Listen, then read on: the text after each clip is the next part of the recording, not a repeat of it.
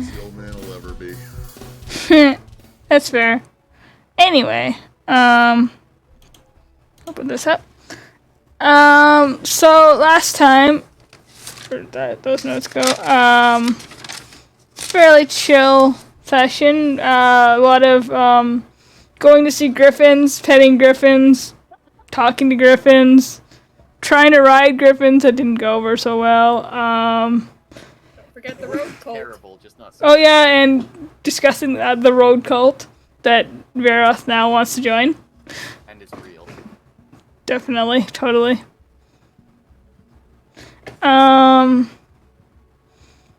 You went from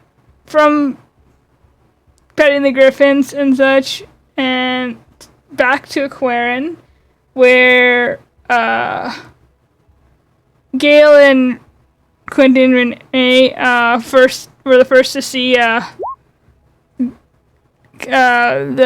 King Damien Platt's draconic mount sitting beside the quote-unquote office of Candace, quote-unquote, as much of an office as it can be. A young red dragon by the name of Avarith. Renee immediately made himself scarce, going, I don't want to be a snack. I'm not even a snack, I'm a breath mint. Sure. Breath mint, sorry. And I'd be a terrible breath mint for the record. And, well, Veroth tried to go inside and talk to people, but they kind of wanted to talk to everyone together. It's kind of a serious thing. So he kind of stormed off and then went to talk to the dragon. Well, Gale and Lyra followed Renee to like, hey, come on, let's go back, it's fine. Finally managed to convince him, along with Brunswick, saying, it's all good. Don't worry about it. A little bit more convincing than the two ladies, for some odd reason. A little faith in Runzi. Mm-hmm. That's it. Anyway,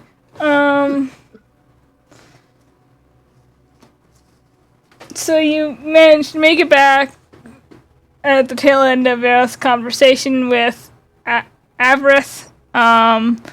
Made your way inside, discovered that the reason that the king was there was discussing an incident that had happened to him revolving around his own totemic mark removal, and because apparently there were similarities to how they discovered this particular mark should be removed, or could be removed. Veroth and Gale immediately were like, yeah, no, get rid of it. After being warned that it was definitely going to hurt. And you're told how you'd have to wear a special leather wristband once it was removed, but it would at least be gone. So two of you decided, no, yeah, I want to get rid of it. Lyra and Renee were like, I don't know about that. So you're told to kind of sleep on it and just like think about it and come back the next day because they had to do some preparations anyway. And I think we left off basically as you were stepping outside. It's probably around noonish. I feel like it's always around noonish, but whatever. Basically. It's about noonish as you guys are stepping outside. Is there anything you guys want to do for the rest of the day?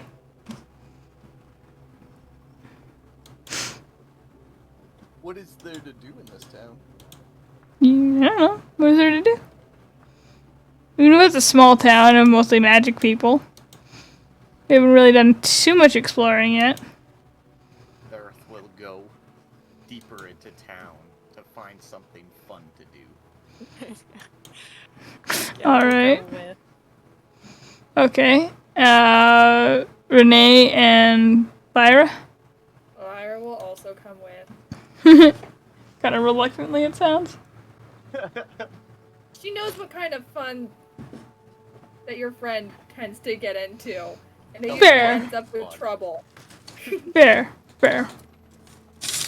Alright. As you guys set off into town, as you know, it's a fairly small little. It's small in the sense that there's not many people that live there. It's a little bit spread out. But because it kind of fills this little kind of valley between the peaks of the Mirror Peaks, and some of the peaks of the Spring Rock Mountains. It kind of fills a little bit of that valley pretty good. Not fully, obviously, but it's a fair size for a number of people. So as you're wandering about, roll an investigation check. I guess, just to see if there's what interesting stuff you can find. Just your friend. Anyone that wants to. Or just investigation or perception, technically. Well, I'll do a perception for sure. Sorry, my bad. Go ahead. There we go. Any,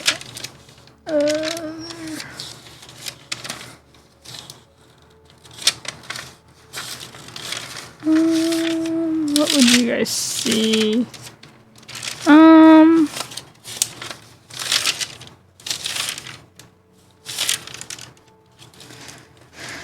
I would say you would see, let's say, the 16 and 17 in particular would see, actually, I should check something.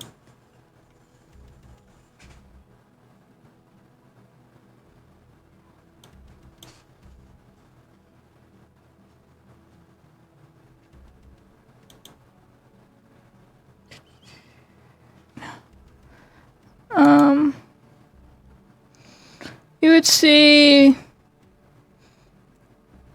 it's kind of like, it's not really, there's not much of a quote-unquote economy of a traditional sense. There's a little bit of one, and a little bit of gold exchange, but it's not as much as most places. There's certainly a market per se, but there are like Runswick's little shop and the taverns and, or tavern, I guess. There's an apothecary called the Scary Walnut that you see as you're wandering around. Kind of looks like it's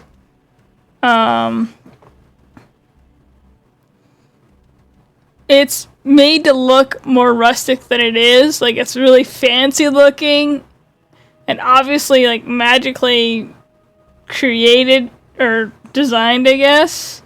But it's made to look really, I guess, quote unquote rustic. And like it's got the weathered wood, and it looks like there's moss growing on it, but like quick inspection of it, and you're like, oh, that's like basically like glitter. It kind of shines a little bit too much. And just the Scary Walnut is in like that really weird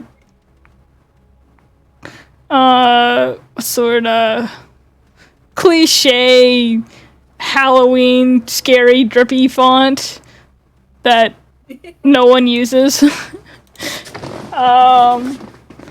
sees that sign, for the Scary Walnut,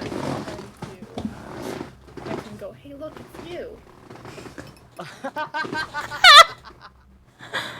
Oh yeah, I'd say you can see that, sure.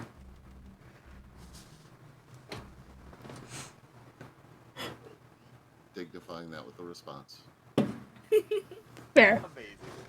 Amazing. Just kind of Wow, like, it's so good. Quentin is speechless.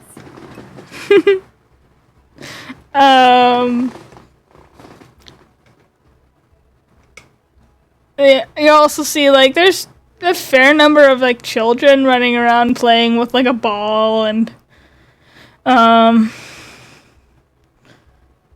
do I never think of in-town things you guys could see? I always forget about this shit.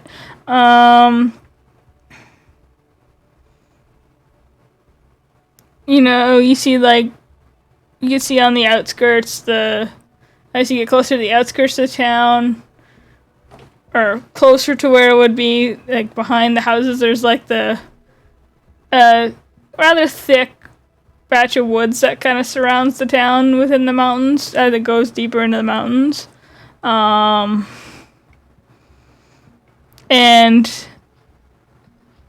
as you're kind of just wandering around, you notice as you're near the edges of the town, there's like this rather ornate looking, could be iron, you're not sure, some sort of metal fence that also looks like it's got that strange greenish glass like material that most of the town is basically made of, kind of embedded in the metal and like intertwining and wrapping around it.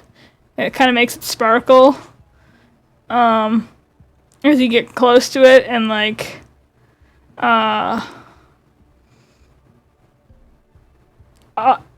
everyone, all of you having obviously some sort of magical inclination can kind of feel like almost like a buzz or a hum coming from it. As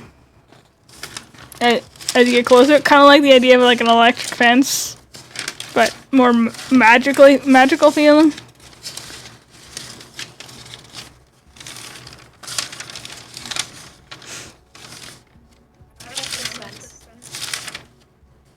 Why do I get the sense that they spent like an entire year's salary on like 3 feet of this fence? What's a salary? It's about money. The people in this town couldn't explain that any better than I could. Alright, maybe the people at the Spooky Walnut.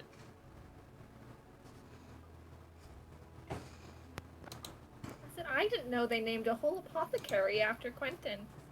So strange that they would do that. Are you I famous, know, Quentin? right? I think he is. Well, show us your town around.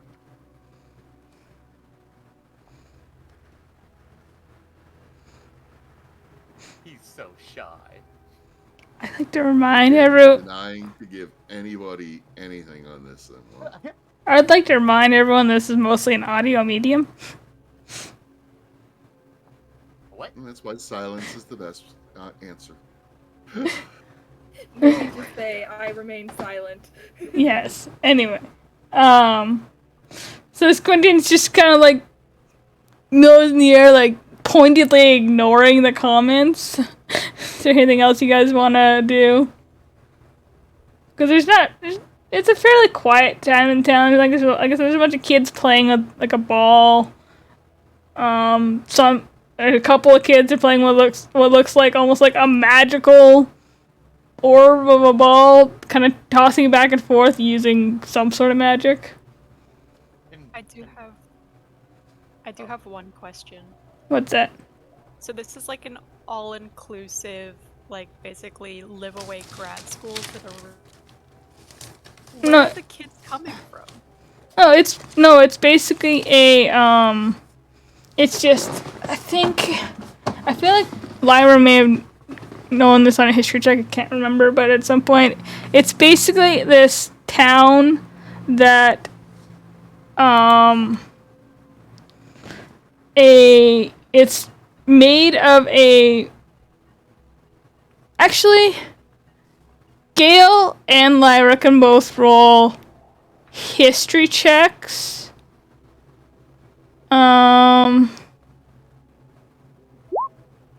Gale at advantage, actually. Because it's kind of a far history thing. So Gale, yeah. Oh, of course. It's not bad. 17's not bad. And Gale, it's not really, like, it's just, like, would have been something that probably happened somewhere around the time that you were young, we'll say. But it's not didn't exactly happen in Shellier, and so it's not fresh in your mind, so to speak. I'll say with a 17, Lara, you know that Aquarian and the mineral that it's basically made of, the kind of glass-like mineral, was created when essentially actually, yeah, I'll say it's created shortly before the Battle of Drydell and the events that happened there. Some sort of, what you understand from history, some sort of magical, we'll call it kind of an explosion of sorts by the gods, like chaos, harmony, magic kind of all mixed together and like just made this massive explosion, and something about the magic just kind of transformed the land in that area and kind of essentially created this mineral and also made it very essentially toxic in a sense to anyone without some sort of magic running through their veins for whatever reason. But it was just, This was a town. yeah, I'll say it wasn't really, I don't think there wasn't necessarily a town here at that time, but when this event happened and over time, as the Cavians in particular, but magic users started to learn more about it, they kind of established the town of magic users because of the dangers, and essentially to study it, and they've been constantly studying it for years since, and it became kind of a hub for studying other magical phenomena. So now they basically have a place where all of the research people wanted to come and live so they could study. So they're like, hey, we can just, send the payroll here. Yeah, basically. Running. It's just basically like, this is fascinating. This is weird. This is very magical. Let's study it. Many of it from even a scientific point of view, given a lot of Cavian's leanings. Imagine, like, both of your parents are, like, endorsed by the king researchers, and they had, like, 4 kids, and then you're the 5th kid, and you're born without magic, and you have to live apart from both of your grad student parents and your 4 other siblings because you didn't have magic. I'd want to blow this town to smithereens. That would be my villain backstory. That's when you end up getting stuck in wizard school for years to learn That's when you how become to a cast warlock. light. Yeah. That's when you find the first, like, semi-evil entity and just go, yeah, powers, let's do it. I don't care what the cost is.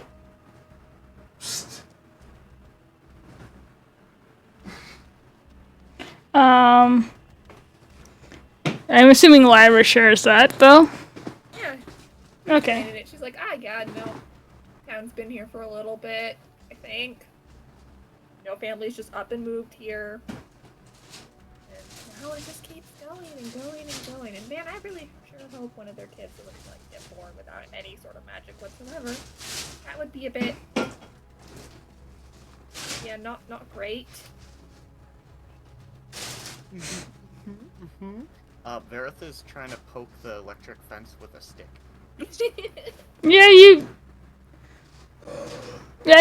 You poke it with a stick, and it kind of like, you feel that like feeling of like that kind of warm, buzzy feeling of if you were to poke a electric fence with a stick, where it kind of travels up the stick and up your arm, so it kind of makes you like stop, drop the stick, and shake your hand for a second. Oh, I just dropped my pen. There we go. Kind of, yeah, basically. Yeah, it kind of makes you drop the stick, kind of like, ooh, that's tingly. Kind of like that, it makes a tingle in the back of your mouth type of feeling. Just kind of like, ooh, that's weird. When you accidentally shock yourself and you can kind of feel it in your toes. Yeah. Just doesn't hurt or anything, but it just feels weird. I wonder if it shocks less with less stick. It could be conductive to sticks. Oh boy. Gil is just gonna turn to Lyra. What does conductive mean? I don't know. What's behind this wall again? The fence? Just the forest. It just the fence kind of surrounds the town in general, and it would like obviously openings for the yeah. So you guys could be like at one of the entrances. There's a couple, but it just kind of basically surrounds the town, and with the entrances open for the road type of thing. But there's a thick wood behind it. I think Vareth is gonna start making his way towards the spooky chestnut. Scary walnut, but anyway. Oh yeah. I'm like, no. There's a nut in there. It's a scary word, but no, not quite. I was almost there with both words. It was wrong in all the ways, but also right. Yeah. All right. So Vareth seems to be making his way back in towards the apothecary. Everyone else is following, I take it. Yeah. Alrighty.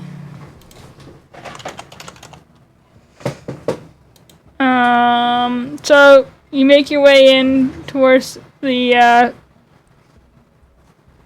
scary walnut. Wow, I almost spelled the wrong name. Of course I did. And as you kind of push your way into the shop, it's still got that rustic feeling inside. But it's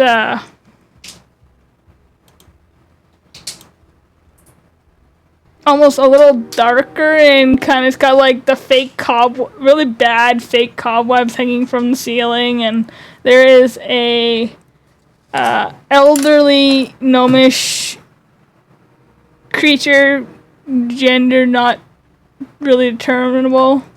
Could be male, could be female, could be neither. Just seated, kind of perched on a stool with like little round glasses on their nose. Say probably reading some sort of book. Looks like a kind of thin book. Okay. Hello, good person. He'll do like a big flourish of a bow.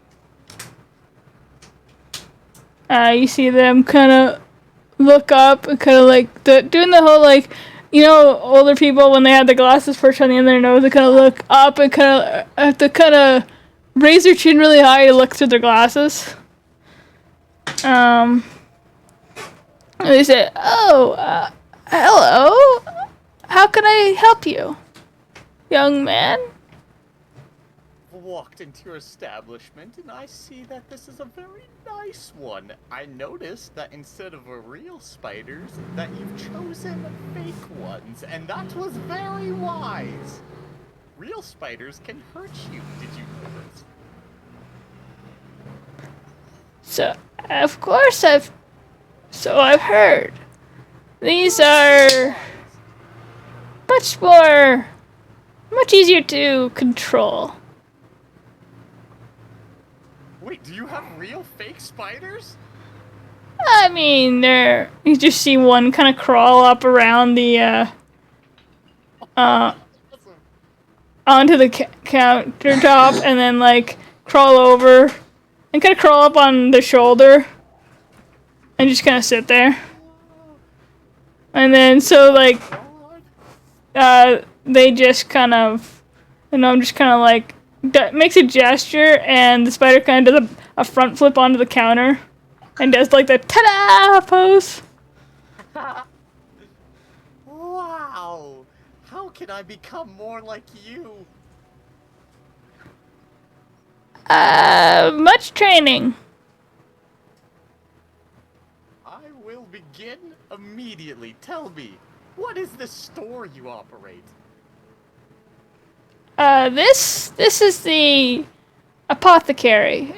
We have all manner of magical potions crafted here from the local woods and some from the... What did I call that mineral? Sorry.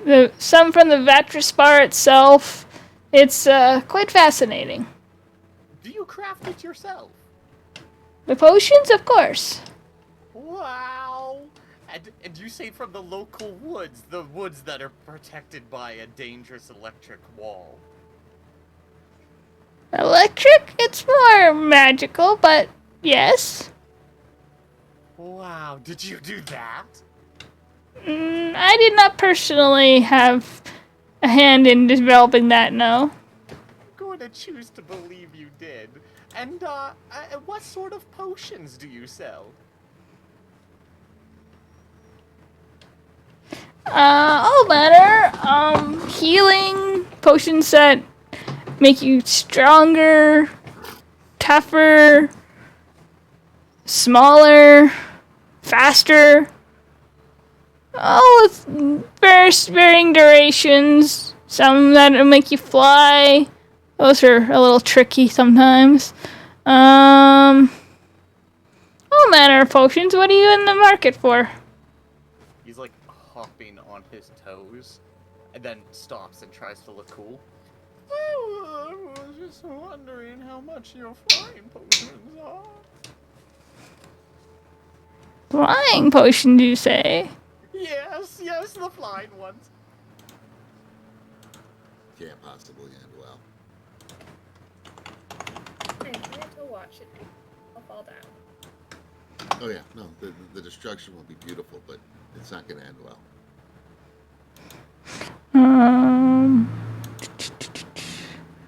Trying to remember what kind of level potion that is. Sorry. Oh, there it is. A potion of flying, you say? And they pull out a kind of turn around, hop off the stool, and actually no, they kind of turn around and stand on the stool. They seem like they move with almost like a strangely graceful movement for what looks like their age, and kind of like run their finger down a series of labels on these cupboards and open one and pull out a vial that is, it looks just clear. It's kind of floating at the top of it, and there's little cloudy white, kind of like the cloudy white impurities drifting through it. I said, for one vial of this, that would be 1,000 gold pieces. Hurry, Quentin, pay the man or lady. The person. Quentin, now. No. You promised that you were my best friend, and I drank the friendship potion that made me sick, and you told me that it was real. Your friend, that's why I said no. Friend policies on buying things literally only applies to food and drink, I'm afraid. This is a drink. It's a very magic drink. Why? Why are you such a stickler for magic? I'm not, I'm a stickler for money. That's not what I heard. Good person, I am here to offer you very shiny okay, hold on, let me say that again. I'm offering 4 very shiny gold pieces. I know it's less than 1,000, but it's very, very special in that I'm giving it to you. They kind of like squint at you, but then like Really work. relax and smile and say, "I'm sorry, lad, but this particular potion isn't one of the particularly difficult ones to make. It's going rate is a little higher than that." I completely understand. understand, but maybe you would take pity on a man who is surrounded by non-friends who won't pay for his potion that he wants so badly. They just kind of like tuck the potion back away and kind of close the cupboard and lock it and kind of step up onto the counter to like pat your cheek and say, there, lad. I'm sure your friends have reasons for not assisting you in this manner. I in hell. Somewhere behind your friend, Gail is gonna lean over to Lyra and be like, imagine having your living expenses and all of your research and a lot of your ingredients paid for by the king, and then asking people to spend $1,000 gold on potions. Like, that's like putting your research behind a paywall. What the heck? Not everything here is completely funded. It's more the research that's funded. Yeah, you think potions wouldn't be funded? Maybe they've had to cut back on that. Barrett is sulking out of the building now. I think this gnome is just kind of watching your conversation. Just many things in this town are funded, yes, but these potions are things I make with my own two hands, and a person's got to make a living. You understand? Completely. Our friend doesn't quite understand the concept of. We're working on it, though. That's completely understandable. For your time, though. Well, if you ever have need of anything else, I have all manner of potions. Well, shouldn't say all, many manner of potions.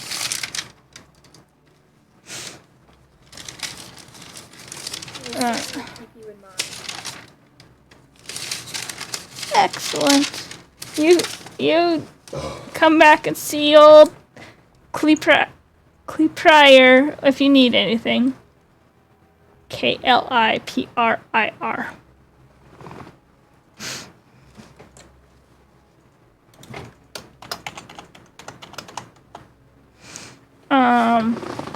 And as you guys exit the shop, you see them settling back down to read their book. Where does Bareth go as you exit the shop as they're finishing up their conversation? Very sadly, with his head hung low, his shoulders sunken even lower. Oh, He will buddy. stumble on his own feet, go towards the kids playing ball, and get them to play ball with them. Oh yeah, as you go towards the kids playing with the ball, now the magical ball or the regular what looks like rubber ball? The rubber ball. Fair. As you stumble towards them looking kind of sad, the kids kind of like stop their playing for a second, and one of them just suddenly throws the ball at you. Make a dexterity check.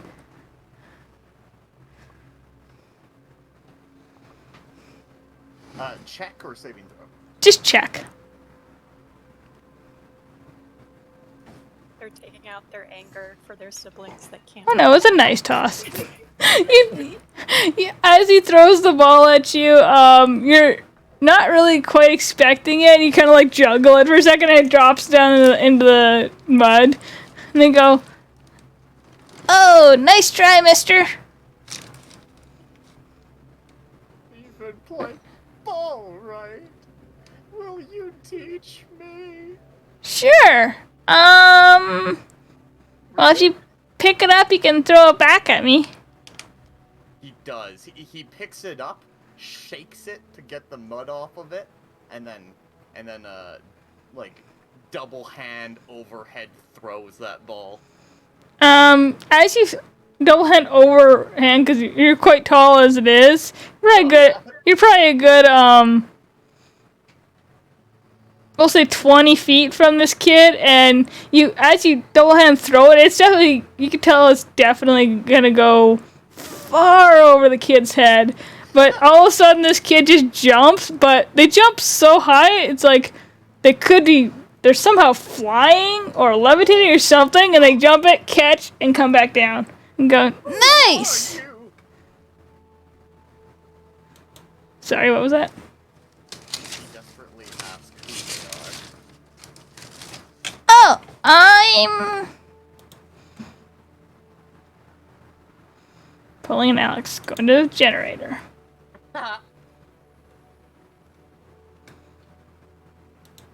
Ew. Little half-elf kid. I'm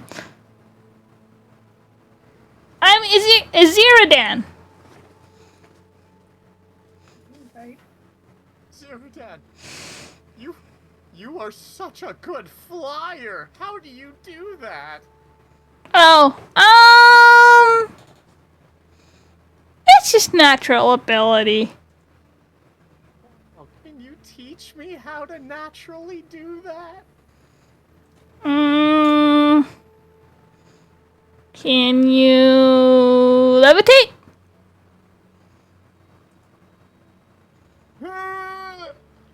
He attempts to levitate. You Gale's like gonna slightly levitate. as you're gritting your teeth and trying flying beside him, going, "You can Yeah. do it. You can do it. Up a little higher, and I'll slowly float upwards." as your like eyes squint tight shut, trying your hardest to levitate, and Gale kind of slightly levitates behind you, and Renee just flies up a little bit. Iziradan just kind of like ball under his under his arm, just kind of like laughs and says, "Yeah, I don't know, buddy. Keep practicing." Just giggling at the other two of you. I'm now laying on my back with my feet crossed and my hands behind my head, going, "You almost got it, buddy. A little harder." So Myra holds on to Gale's arm and like pulls herself out to just. somehow Barrett's head is hung even lower. Aww, My left buddy. now.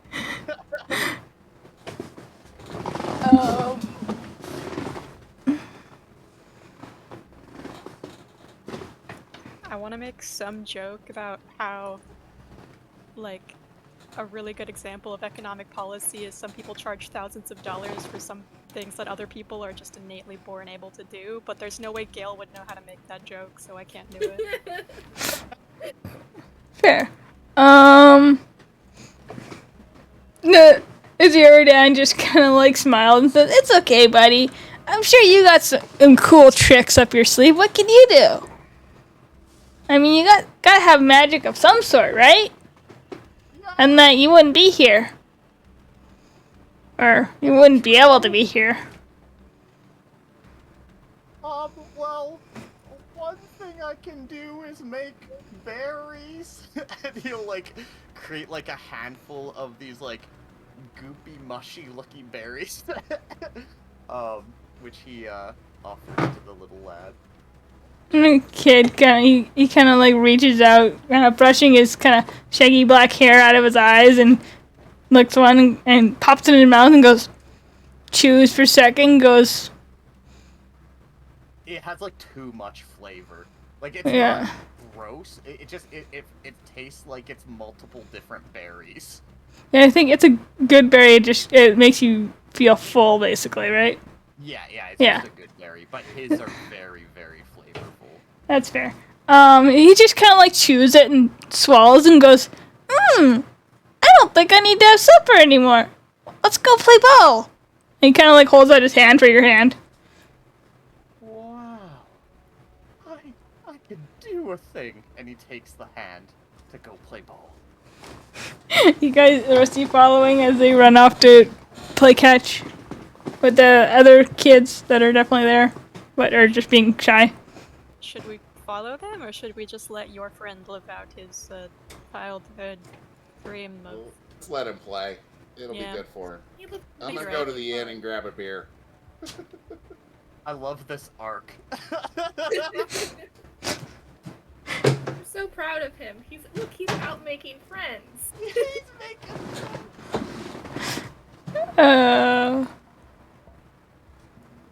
Alright, so the rest of you guys, Renee's going to the bar, Vera's going to play with the kids, Lyra and Gail, what are you doing? Lyra will stay out to watch. Alright, that's fair. Well, Gail's not Somebody gonna has to be the Lyra. responsible Yeah, one. that's fair. It will not be us. Yeah. Fair. Okay, so you guys, they don't go too far away. It's kind of like a little, almost like a little park, towards towards the side of town, and slides. yes, definitely. Yes. It's like a little playground. It's like it's like you know the old school playgrounds that were made of like wood. Oh yeah. It's 100% that. And Not the slides, obviously, but like the rest of them are all made of wood, and then it's like some sort of, I don't know, you're from Australia, plasticky material for slides, and actually no, they're definitely metal slides, and you go to slide down them, and it's kind of a warmer day, so you like burn your butt. I feel like he's like the length of the slide. Probably. Which is probably why it hurts. This playground is Yeah. probably meant for children, and you are very tall. Yeah, definitely. You burn your butt again. This is amazing. So you guys are kind of playing ball, and Lyra's kind of watching, maybe reminiscing a little bit. Gail just being watchful. What are you doing as you get to the tavern there, Renee? I'm just sneaking in for a beer. That's fair. Very uneventful. Sliding up to the bar and getting a small beer. Like how small though? Like you small? Yeah, Or an like E-sized thimble beer. small. He's Yeah. getting a shot glass full of beer. Yeah, we'll say that When I say my size, I mean my size. Oh, okay. Okay, let's say We're gonna have a very It's like- stays on the bar top while I dip my head in it to drink. it's I think the bartender just says that'll be 4 copper, and as you go to reach for money, you just see a familiar dark-skinned hand reach over and say, I've got this. As Runswick slides 4 copper over for you, and slides into the chair next to you. He just like- It didn't eat me, but I still think it wanted to. he just chuckles. You'll learn. You'll learn more about this world. I'm sure of it. Where's your friends? Playing ball. That's something I I know. haven't done in ages. I don't get it either. I just smile and let them do what they want to do.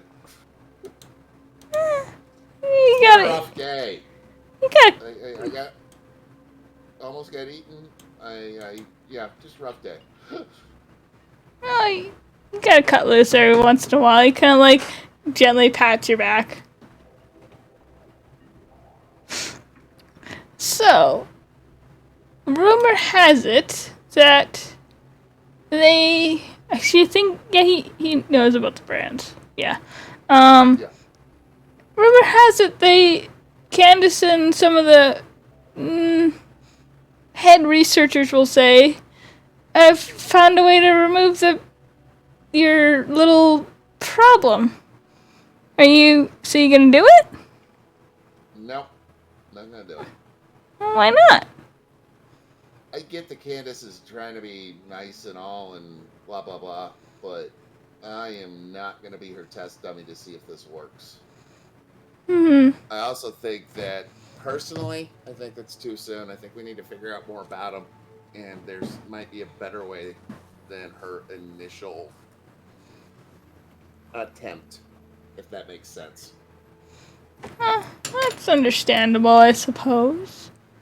Plus, did you see how ugly those armbands are? They just would clash with everything. I'm sure I could spice it up. I'm actually the one enchanting them after all. Oh, I got night full of work ahead of me. Whew. Now you see why I'm here. He just grins and I can laughs. understand. And it's nothing personal against your work. I just, you know me. I just don't know yet. There's. It seems like a rushed job. Hmm. Well, if They're making assumptions that ours are exactly like theirs, or close enough that their rush job idea might work. And I get the king had his done, and I'm all good for the king, but I've already been tried. They already tried to dissect me down in frickin' Aberuthy already, so I'm not into dissection. And how so? somebody's rat, even if I am as big as one. What do you mean trying to dissect you? He actually looks genuinely concerned. Didn't sound like We that. want to research you. We want to research it. You know what? How they research things where I come from? Hmm. They start all nice and sweet and on the outside, and then they cut them open to see what's inside them. And That's not always after they're dead. fascinating. Interesting. Sometimes while they're alive and keeping them that way. Well, that's not very nice. I mean, if it helps, there are laws here against such a thing. And generally, particularly those in royal houses, if they break those laws, there's some pretty severe consequences. To say the least. You know who my queen is, right? Which one is it again? Mab. Queen of air and darkness. You just get like that flash in the back of your mind of that voice again. Oh God! I gotta quit thinking about her. I keep hearing her. I think it's her. I don't know. What do you mean? Lindsay, I have a blank spot in my head too, which makes me feel even less likely to let somebody freaking cut things off my arm. That's I need to concerning. understand this stuff first. That's understandable. I wish I knew how to help you. Runzi, have you ever heard of the Winter Court? Vagueness in some stories. It's like I said, it's the Feywild is something I've been studying off and on here and there. It's a little bit of a passion project, but a little bit of the Sealy courts, summer, winter courts. Vague understanding. And understand is people, they talk about the summer court and it's good and the winter court and it's bad. It's not that. There's summer is about growth and frolicking and playing, and winter is about surviving. It's not good, it's not bad, it just is winter. Things are harsh. People are... It's about survival. They do evil things, yes, but everybody does evil things. They do evil things in the summer court, trust me. That's understandable. Ugh, stay out of my head, voice. No, so that was him saying that's understandable. No, I said her name, so I preemptively told it to stay out of fair. my head. Oh, sorry. Yeah, I didn't even click. Continue. Sorry. She is a very powerful woman. but she has, in the Fae, with power comes restraints of a different kind. You fill, it's a role that you have to fill. If you don't fill the role, your powers, the Fae comes out of balance and bad things happen, and you'll end up dead, and your role will pass on to somebody else. Queen Mab she understands her role well, but she is a Fae like any other. Do you know what your role is in the grand scheme of things in the Feywild? I'm just a fairy. I don't have much power, so I don't have much of a role. Well, I'm sure you do. Doesn't that you say everyone has a role? I'm a free agent. Are you not aligned to either court, or? I am loosely. I am technically I grew up in the Winter Court. I don't know. My earliest memories are surviving on the streets in Arctis Tor.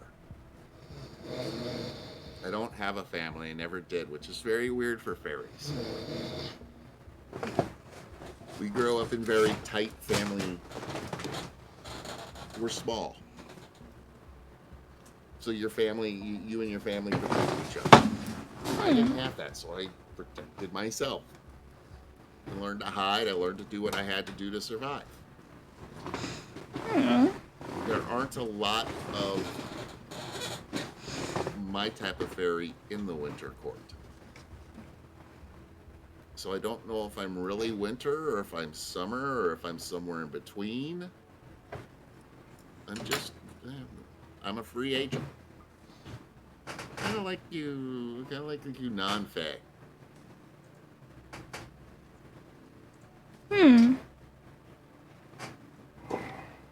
I just am. I am Renee. Or Quentin. Or whatever name I go by at the day. It's fascinating. I don't know if I want to go home. Don't know if I want to stay here. I do know I want to know more about this tattoo, and I think my friends are... I think having him removed is the easy way out, and it's the wrong way. The easy way always leads to bad things. There are no shortcuts in life. Oh, Makes sense? that is very true. Very wise, my friend. Actually, allow me to rephrase that. There's lots of shortcuts. You just gotta find them for yourself. Don't trust anybody else to give you a shortcut, because it'll end up putting you in trouble. He just chuckles. You're getting a very good look at Renee's mental and emotional outlook on things.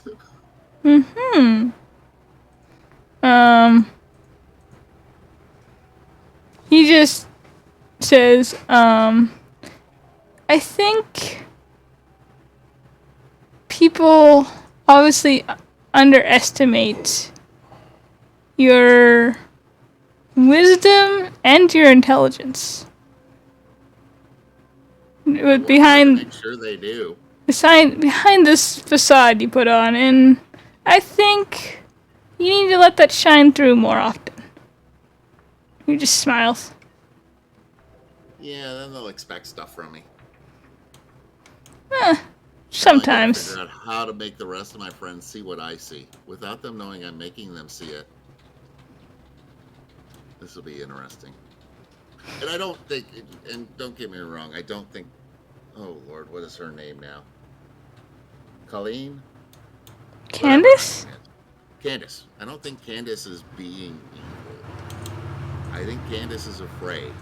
And I think her fear is making her jump in a direction that may not be, she thinks is best. She thinks her fear is driving her to say, this has to stop now, instead of, let's take some time and see what this is all about. He says, I think a lot of people are afraid, you're right, and maybe there are some people jumping to some conclusions a little quicker than they should, but I think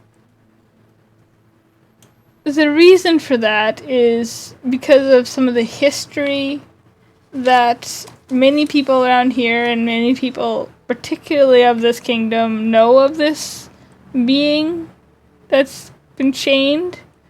And that fear is making them want to get ahead of whoever it is that's trying to release him, because he kind of lowers his voice. I'm assuming you don't know this. It's a little bit of a history lesson. The being we're discussing, do you know why he was chained? Have they told you that much? Kind of read between lines to assume that he was trying to become godlike or trying to take stuff over that he wasn't necessarily doing for good reasons, more for himself. And probably knowing they keep talking necromancer and knowing how those guys are, he probably wanted to turn the whole world into a bunch of living dead. Probably in his mind thought it was a good thing at some point in time, but I'm not sure I believe he believed it by the end. Most of it, yes. Didn't want to become godlike. He wanted to become a god. What do you know about the gods of this world? What have you learned? Well, your gods are different than the gods I'm used to. Which I want to say is very intriguing and also very perplexing, because many gods in many universes, worlds, whatever you want to call them, tend to bounce around. Like there's a guy in one world he's called Paladine, in another world he's called Bahamut, and he's got different powers in both, but it's the same guy. There's usually there's some correlation, but it's like the gods I'm used to have never been here. It's almost like this place is shut off from the gods. It's like instead of gods, you have self-raised gods, if that makes sense.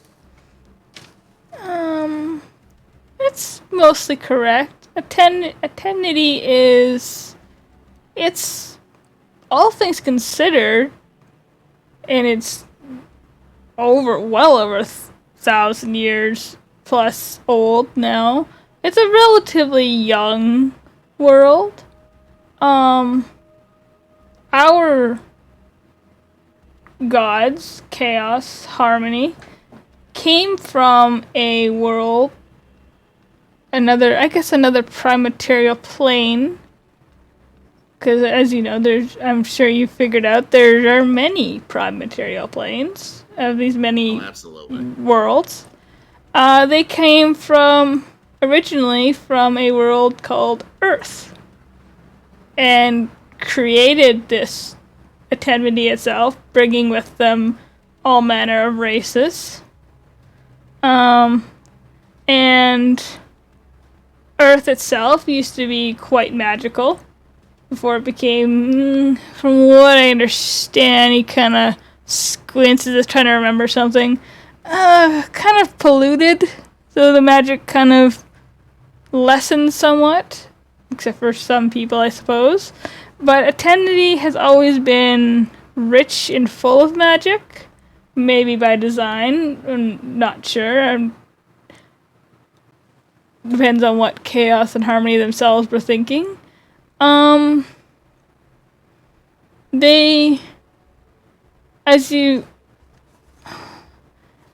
Basically here on Atemnity, as I'm sure you're well aware now, there are the ability to portal or teleport everyone on this world, even yourself, but now, the length of time you've been here, has in the back of their mind the ability to, if they've been somewhere, disappear and reappear with but just, it's essentially a residue, a dust left behind. You'll unlock it at different skill levels, but takes some time to harness. But magic is so ingrained in our very makeup here that... So, hold on. Your god's got isekai?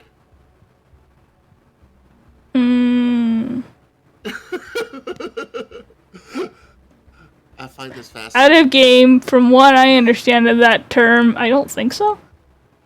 Pulled from another world. They came there on their own. OP powers. Except for they didn't get pulled. They came here. They got isekai and then they had a kid. They're volunteer isekais. Okay. Sure. Anyway. And he says, basically, so they left Earth and came to this, I guess it's in a sense a different plane. Kind of. It's complicated, of course. And created this world, whether it was a lump of rock that was here already or they actually created it. Some believe they actually created it and that's why it's so magic rich, which kind of lends towards that conclusion if you think about it. They were once chaos and harmony, were once mortal. They were very powerful magical practitioners of some size, shape, or form, and they were mortal. And they, through their studies and just general learning and pouring magic into creating this world, which I guess got them to this point, they became almost more than, not a lich or necromantic through necromantic means, but just so powerful that they were almost beyond life. Or at least they've extended their lives quite a bit. Like, as it is, anyone particularly born on Atemnity, it already has a much extended lifetime. Like, your half-elven friend, as I'm sure you're aware, half-elves typically live several hundred years as an Atemnian half-elf. At least. I feel like there's something else about her. That's another story. She could live twice that, at least. There's something about how magically rich Atemnity is that extends their lifespans. I'm not sure how it works on visitors from other planes, if that magic seeps into them over time or not. It's something that's still being studied. Rosie, just so you know, she may be half elf. Well, she may be half human. But the elf side of her is a little special. Oh. I'll let her tell you more when she ever figures it out. I think I've got it about 30-40 figured out, 30-40%. But there is something special to her, and Candace knows. You think so? Makes me even more... I like Candace, don't get me wrong, but Candace keeps her own counsel way too much. Candace is very old. She's got a bit of a... She was here before the Battle of Drydell and through it. So she's... old-fashioned is a term for it, but it's to an extreme. That I understand. It is maybe a little detrimental. Rosie, I like her. I'm not saying I dislike her. I get it's like and I know I hate to go backwards on this. I thank you for the history because I'm learning a whole lot and I'm getting a better understanding and I like it. But she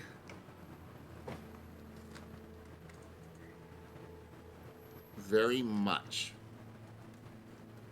runs her own council and only lets people know the things that she thinks they need to know. I've worked with people like that, and what we usually find out is what they thought we didn't need to know, we really probably should have known, and it came back to bite us in places that weren't comfortably bitten in. Yeah. Not You may a nice fish. you may be right there. Maybe it's a hazard or a not hazard. But also, she's probably I like her, and I think that this is more a product of her time, perhaps. maybe not even her time, her experience. I think It's possible. Hurt by knowing the things she knows, and she spends all her time troubling herself in her own mind about how much to tell and how much not to. That makes sense. I mean, as I've said, Atemnians have much extended lifetimes, but even I'm not 400 years old like she is. So, I can understand the over 30. Yeah, I'm only. Well, gentleman doesn't tell. He just grins. And kind of gives you a slight, I guess, arm nudge, shoulder nudge type idea. I'm about, a third of the way through my beer now, which is a lot for my little body. I will say, there was I don't know if you've ever heard of it. There's a place called Faroon. And these arm markings remind me similar to a story I heard told in Arctis Torah about this place. Oh?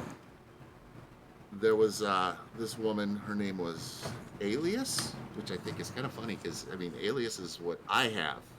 Her name was Alias. That's funny. But they used these markings to... Powerful magical beings use these markings to try to control her. And I worry that that's part of what's going on here. And I'm rubbing my arm as I'm dipping my head in and out of my beer. It's gotta be kind of hard at this point because it's gotta be shallower. Oh, I'm going all... These are kinda full like... head dips now. Kind of like almost... Yeah, when we get down past the halfway point, it gets a little ugly. I start getting, butt over head. Yeah, anyway. I just, like I said, I think we need to know more. I don't believe that these are made in a way that control me because they haven't, well, that I know of, they haven't changed me at all. I want to know why it was put on me and what it's for before I go to get it removed. Because I think there might be an easier way to get it removed and something that is actually a little less flashy armband, a little more long-term better answer. That's understandable. That's a fascinating story. We'll have to talk more about some of the stories you have. I'll tell you all about Alias another day. Definitely. I will hold you to that. And it sounds like what you guys have here were beings from another world that ascended to godhood, which happens. The mortals Basically. many times ascend to a godhood position. It's strange. It's a strange sort of godhood because they never... It wasn't like they declared themselves gods or wanted to be worshipped. It's just people saw their power and certain people of a religious leaning, maybe left over from the gods from Earth, kind of started worshipping them, but it didn't seem to increase their power. It just made them feel more important, if that makes sense. I get it. It's And most of the the worlds that I've visited over time. The gods have what they call a mantle, a set of duties, a set of jobs. You have the god of death, the god of light, the god of healing, Mm-hmm. the goddess of fertility, the god of fertility. He's a cool kid, by the way. I met him once. Oh my god, he is a fun time. Uh, do they have your harmony and your chaos, and what's the other one's name who seems to be a newcomer? Equipoise. Equipoise. That's another Call entity them in. Neutralis or something like that. They're another entity that's a little different. I'm not sure they really have. They themselves have any doctrine, quote unquote, of some sort. More in, they just harmony exudes, uses. What's the words?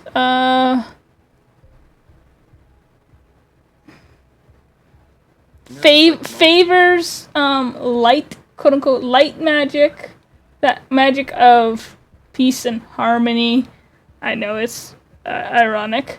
And chaos favors magics that are of the shadows, of subterfuge, of trickery, of darkness, but not evil. They're not good and evil of any sort. There isn't really good and evil here. Well, I guess there's good and evil, but not in the sense of chaos versus harmony. And then equipoise is just because they were literally created, and some say born, out of this massive buildup of power that was the Battle of Drydell, of chaos and harmony magics. They are essentially the epitome of balance.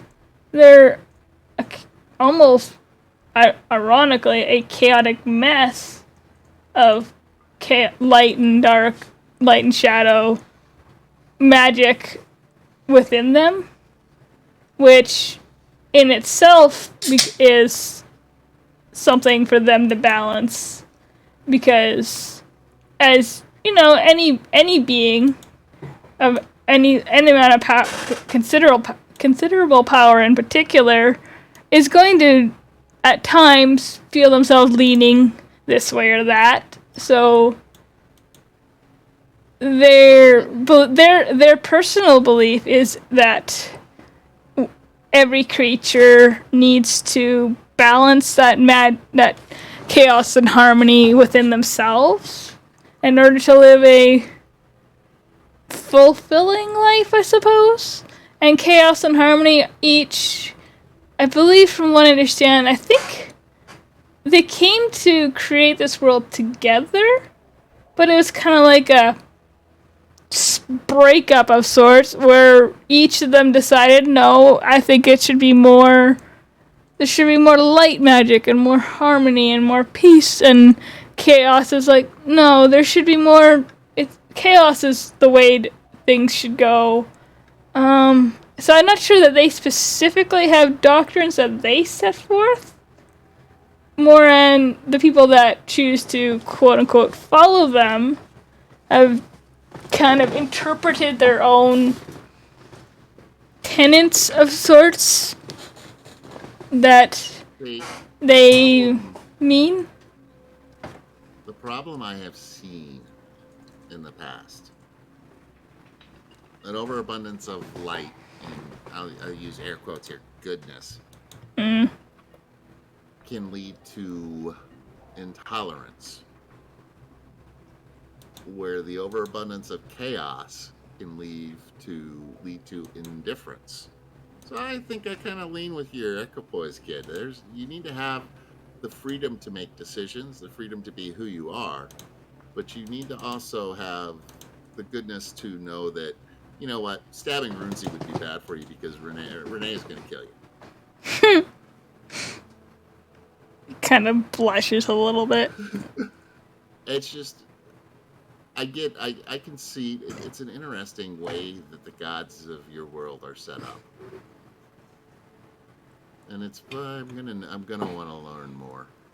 We certainly are That was so unique. I'm sure someday maybe you might. There's plenty of people that have spoken to the gods. And even they're, from what I understand, rumored they're more ethereal, less corporeal forms, like the Battle of Drydell. From what I understand from history, blasted them away and pulled a piece of themselves out and apparently anchored it to the planes themselves. I'm not exactly sure what happened to those pieces. I don't think they're still there. They might be. Who knows? Ask, how many travelers from other worlds do you get here? Like, people like me. Well, the Feywild in particular, because of the bleed through that Everagil has, there's portals to the Feywild all over that kingdom. Fair number. I mean, there's several. Eladrin, I think, the odd fairy here and there. Other Fey beings of various sorts travel here and travel back. Usually through Everagil, because that's the simplest and easiest way for them to get through. And I believe, when I understand, portals are easier to create to and from the Feywild in there, because it's kind of, as you know, the way the Feywild and any prime material planes sit, they're kind of just off each other. Everagil is almost more of a mix of the Fey than with the Fae than most areas of this particular prime material plane, so it's kind of bleeds through a little bit more. I wonder if the gods from other planes will ever take an interest here. Who knows? It's I don't. curious to me. It would be, in the I'm not words really a of follower, so they don't like me very much.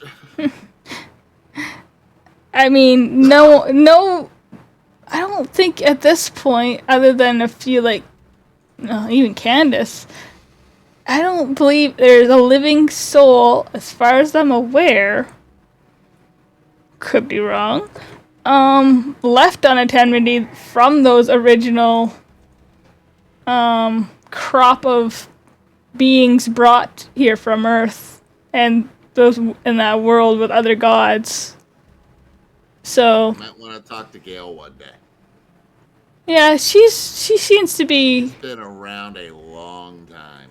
She does seem to be in the realm of somewhere around Candace's age, but even before that, because the Battle of Drydell didn't happen for several hundred years before they were born, I'm sure. And she seems to be probably a little younger than Candace. Maybe not by much. I can't tell. Yeah, I think so. Of their type. Watching the two of them converse, it seems like, Gale has not been around quite as long as Candace, but I will tell you what, Gale has a very unique way of looking at the world. The things she says about this place. I mean, get it all. The rich doing the rich because they're rich. I let her go, but it's curious to watch and listen to. I'm sure it doesn't help that, how to put this delicately, what happened to Gale, because it's what happened to Candace, and what they are now is... And she also doesn't seem like she's been awake for very long. I don't doubt that she hasn't been. People that have that inclination about them, many of them could have woken up months ago, weeks ago, days ago. It's no one really knows exactly how it happens, only that something about those planes and the people that were there, from what I understand, something about them and the magics that happened there that day caused Some sort of residual thing. I don't a understand. residual thing of The words sorts. I I'm can not hear them. sure. I don't know that Gail, your friend Gail, knows fully what she is. I'd be curious to know if she ever wants to learn. It's something I've studied off and on, mostly because of Candace. I just And have one made me rule. curious. No dissecting her, Runesy. Never. Good man. I knew I could have faith in you. I would never dissect someone. That's barbaric. At this point, I'm ass over teacup when I'm going to the bottom third of my beard. I think he's like at this point he sees that, and like the next time you come up, as you go to like go dive in again, he kind of like lifts it and helps it so that you can just tilt it a little bit, so you don't have to go ass over teacup into your mug. I do think I need to talk to my friends. That's probably a smart idea. Oh my lord, I just called them my friends. Strange, isn't it? Runesy, I don't like this. Why? That means I'm taking responsibility. Sometimes you have to, and he gets like right up to you, like nose to nose, Oh my god. and just grins. Runesy, responsibility sucks. And this whole defeated shoulders, defeated face, defeated wings are drooping now because I've admitted now that they actually call them friends. He kind of he just kind of grins, this like cocky little grin, and just kind of like uses a finger to slowly lift your chin and look in your eyes again and go,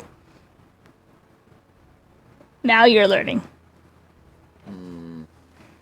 Learning sucks. We're always learning, Renee. I know. Well, it doesn't mean I gotta like it. You're a great man, Runesy. I don't care what these other bums say about you. I'm a little hiccupy right at this point in time. Runesy, forgive me. I'm gonna let you get back to your armband making. Just don't worry about making one my size. It's not happening. I will. Yourself on the armbands because I don't think they're gonna happen at all if I have my way. I take pride in my work, and I was contracted for 4, so I'll make them. And I'm going to put particular care into making them stylish, as well as functional. That'll work. Because I'll tell you what, even if I don't get it removed, I might just wear the armband because you made it. And with that, I stumble back a couple of steps as I'm walking away from the beer mug, and then I stumble back forward. And okay, here we go. I can do this. I can do this. Am I flying yet, Runesy? And I'm not. I'm still feet on the. Oh shit! Never mind, Runesy. He just like leans over on his hand on the bar and goes, "Would you like some help?" Nope, I think I got this. I just remembered what I can do. And I reach out and I start slapping my arm where the little brand is. Hey, can you guys hear me? Guys, are you there? I said what, 500 feet? I think so. I think the slapping only makes it worse. Yeah. I don't think. If you guys are still playing with the kids or watching Varys play with the kids, I don't think they're in range. So I don't think you get a response. Rosie? Rosie, I might need your help. Can you carry me outside and just keep walking in directions for me? He kind of like lifts you up and puts you on his shoulder, and then realizes you're kind of tipsy and goes and kind of carries you like in the crook of his arm instead, and just starts walking. The whole time hey guys, Guys, come in. Eventually, each of you, I guess, because if you're kind of going to each of them in turn, hear like this kind of tipsy voice of Quentin Renee saying, "Guys, guys!" Let's spin around and throw the ball higher.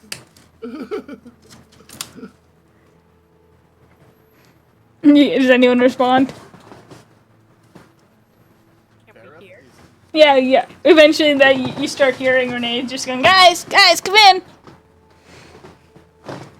Why do I have a sneaky suspicion that a bartender just gave our fairy friend his weight in alcohol? Oh, you got that too? I was hoping that was just... Yeah. Double. Okay, not it. Guys, somebody. Hey, is this thing on? Renee, make a perception check at disadvantage for me. Oh, 'Cause- me? Yes, you. Perception or performance? I didn't hear you. Perception. You're trying to look for them. Oh, geez, 18. It's not bad. So you're kind of like squinting around as you're like directing Brunswick to like move in different locations as you're still trying to get them to answer. And I'd say eventually, after about 10-15 minutes, you see the telltale sign of a ball flying back and forth between what is obviously Verath and a child, and then the two figures standing there watching them. Mayheads occasionally moving back and forth following the ball. My dearest friend, can you hear me? You can hear me. Zeridan, are you speaking in my mind? How are you so powerful? Verath, remember our yeah, you know what? Verath, to the bar, okay? Go to the inn. And he'll pull up his wrist and tickle it a little bit. Quentin, where are you? I'm over here. Now go to the inn. I've got to talk to everybody. He squints into the distance. Where is it? Does he see where Look he is? for yeah. Runzi. I'm with Runzi. Yeah, 100%. You 100% see Brunswick and a little fairy nestled in the crook of his arm. Quentin, my ball. I know this is important though, okay?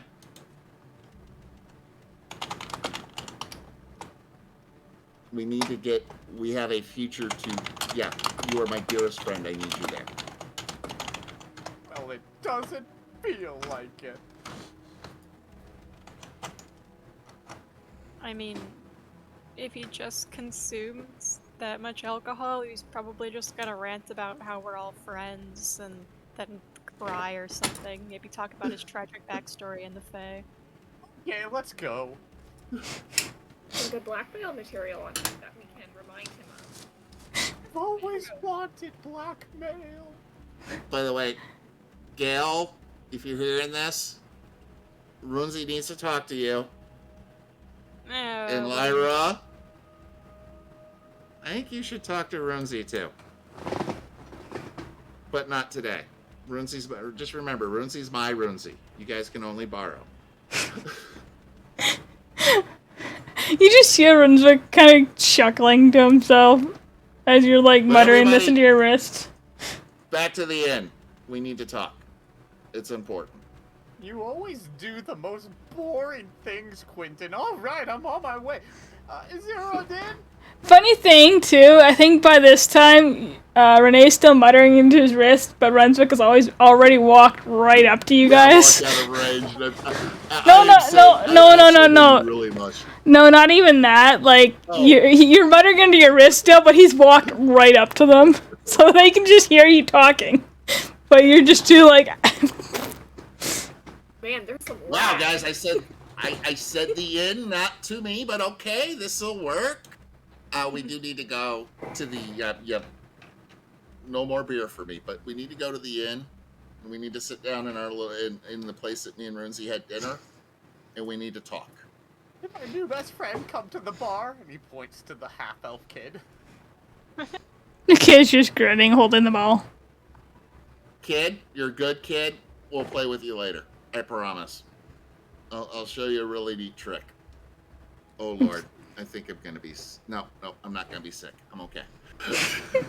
He's like, "We better," and then he runs off. Or he gives Veroth a hug around like the leg, and then runs off. Oh, he gives a big hug. Yeah, I don't think they let kids into bars, to be honest. Just a Why? thought. I mean, Too good for bars. I mean, it's not just a bar. It's a place to get food too. Is what Renzik says. But they don't serve them alcohol, obviously. Gale wishes children starved. Let's go. I mean, that's what happened. off. No, okay, never mind. We're not getting into that. Oh shit. They're my dearest friend. Yeah. Can you carry me? That way Runeswick can go about his day. I've kept Runesy busy for a while now. Yeah, the sun's starting to set by now. Only if you promise to carry me in return one day. If you're ever small enough for me to carry, I will carry you. No, we aren't making stipulations. You must promise. If I physically can, I will. At least attempt. I will try. Okay then. And he'll pick up little Quentin and hold him in both hands as if like a child just picked up like a dead mouse and then not sure what to do with it.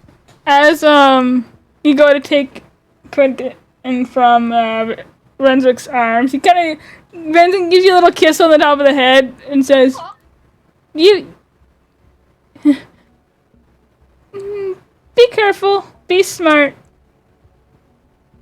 Lou Runesy. You know. He kind of winks and... Thanks for the beer and the talk. Of course. Always. And I'm kind of...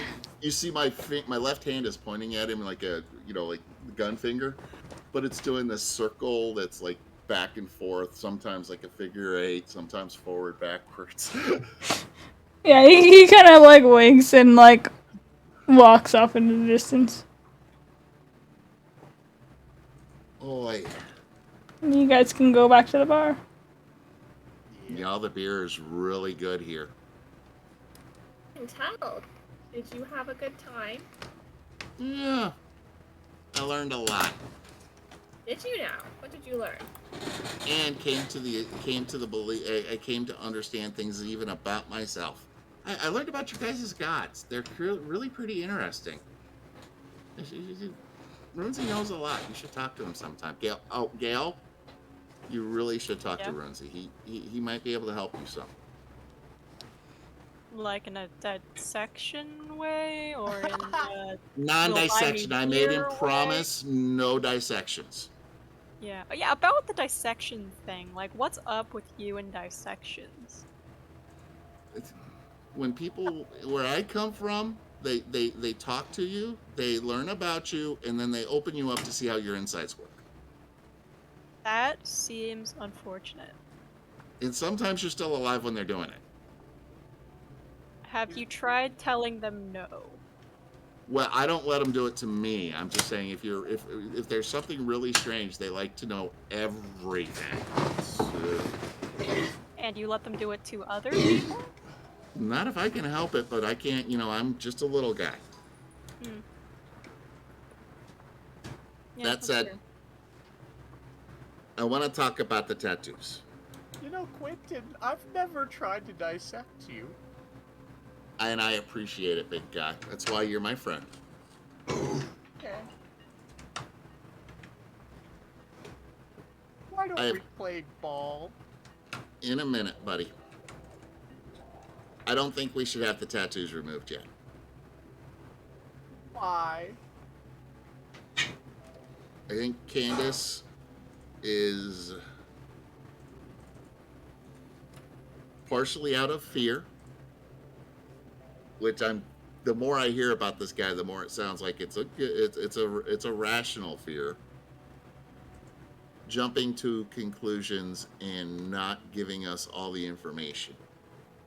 I don't think she knows all the information. I think we need to get more information about these tattoos and about what happened to us before we let somebody remove something from us that leaves us, so hurt that we have to have an armband over it for the rest of our lives. But what if it's a dumb cult and I want to join the road cult? You can join both cults if you want. You don't even have to have the tattoo removed to be in a different cult. It's true, you can be in multiple at once. You aren't in the road cult. Only just Lyra knows about the road cult.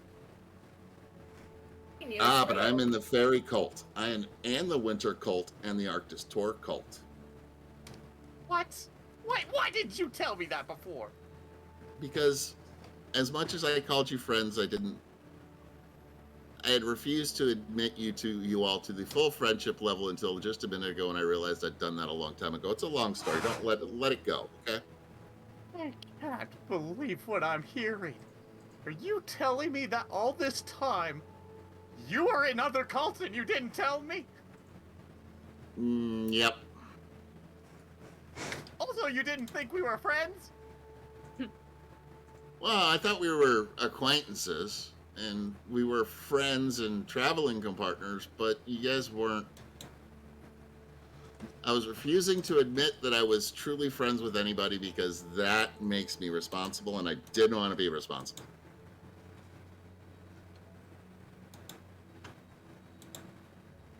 Partners. But what I realized was that a long time ago I already had deemed you guys friends, even if I hadn't admitted it to myself. Dog growth. Sorry. Gale and just Lyra, what do you feel about this? I think someone got very drunk and is currently expressing all of his emotions in a way that would not normally come out unless under the effects of alcohol.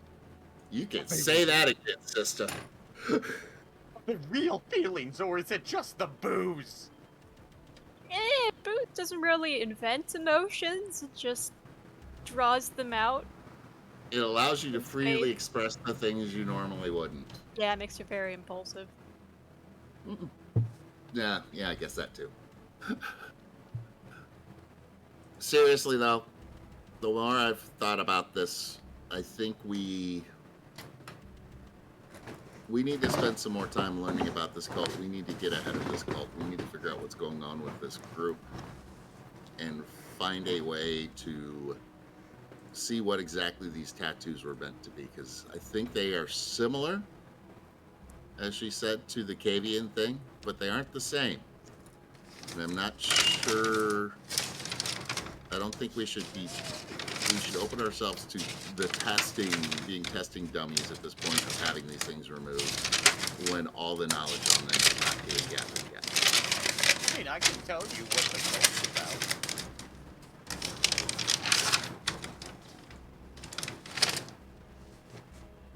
What's the cult about? Yeah, I do a head tilt with my left ear going to my left shoulder. Huh? One eye's closed. Huh? Well, if you were really in the cult, you would know. Okay. Anyway, what do y'all think? I mean, I already didn't want, at least this way. I'm sure there's another way we could find, but look, I really don't want to be stuck with some sort of band on my wrist the entire life. I just would not go with most of my dresses. Just so you know, Runzi's making the band, so they will be stylish. Yeah, but then you're stuck with one accessory for your entire life. This is true. But I bet you could talk Runzi into making matching stuff. But that's beside the point, because we're not going to need them. I want it. Yeah, you just accidentally told your friend on this band thing. He can wear the band. He doesn't need to have the tattoo removed to wear the band. Yeah. Gail? What do you think, Gail? I just don't understand why we have to be the ones to go deal with this ancient necromantic force. Like, we have a princess of another nation who's on a quest to find her father. We have... Quentin, you're a princess? Yeah, him too. We have whatever the hell is going on with the three of us. Like, what can we do to prevent some evil lich entity from coming back? If all of the royalty in the world doesn't know what the heck they're doing with it. I'd say just wipe our hands of everything and go let the rest of them deal with it. Without the mark, we're not connected to this. I also Yeah, I like don't this think idea. it works that way, though. I don't see why it wouldn't. Wait, Quentin, this whole time, this cult has been extremely boring. What if we just went for the road cult? Yeah, what if we joined this other cult that Lyra and you seem to know a ton about? Yeah. Maybe they have tattoos too. Maybe we can just get new tattoos. Oh, could Get all the we? tattoos. Well, I'm not getting any tattoos. Y'all get all the tattoos you want. I'm just saying, and I understand where you're at, Gail. I get you.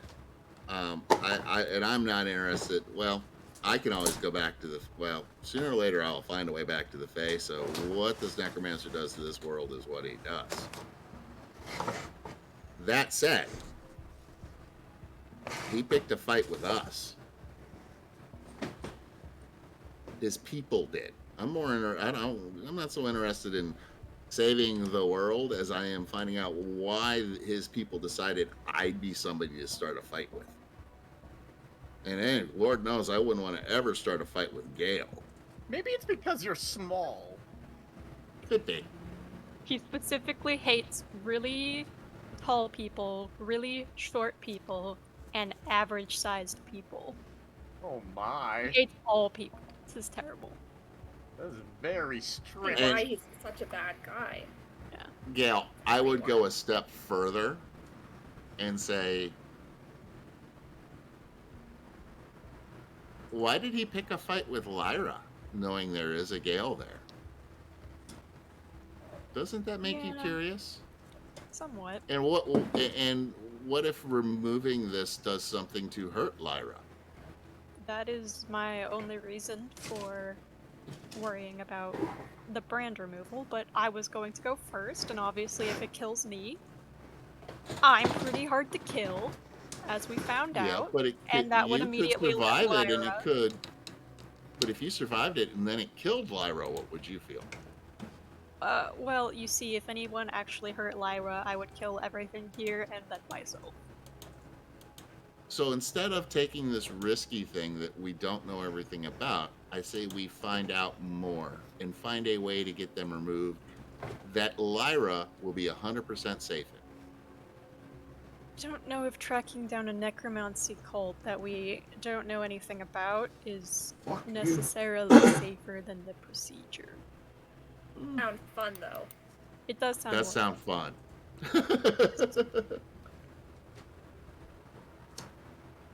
But, like, where are we going to find some follower of this crazy cult that's breaking the chains? Because we've been at this for, like, what, 2 months now? Have we ran We into a barely single started. person? We don't know. We could start trying to track him down. We could. I think the first thing we need to do is we need to go investigate the chain that was just broken. Probably. And we'll find out information from them about how it happened and what happened. And we need to get the king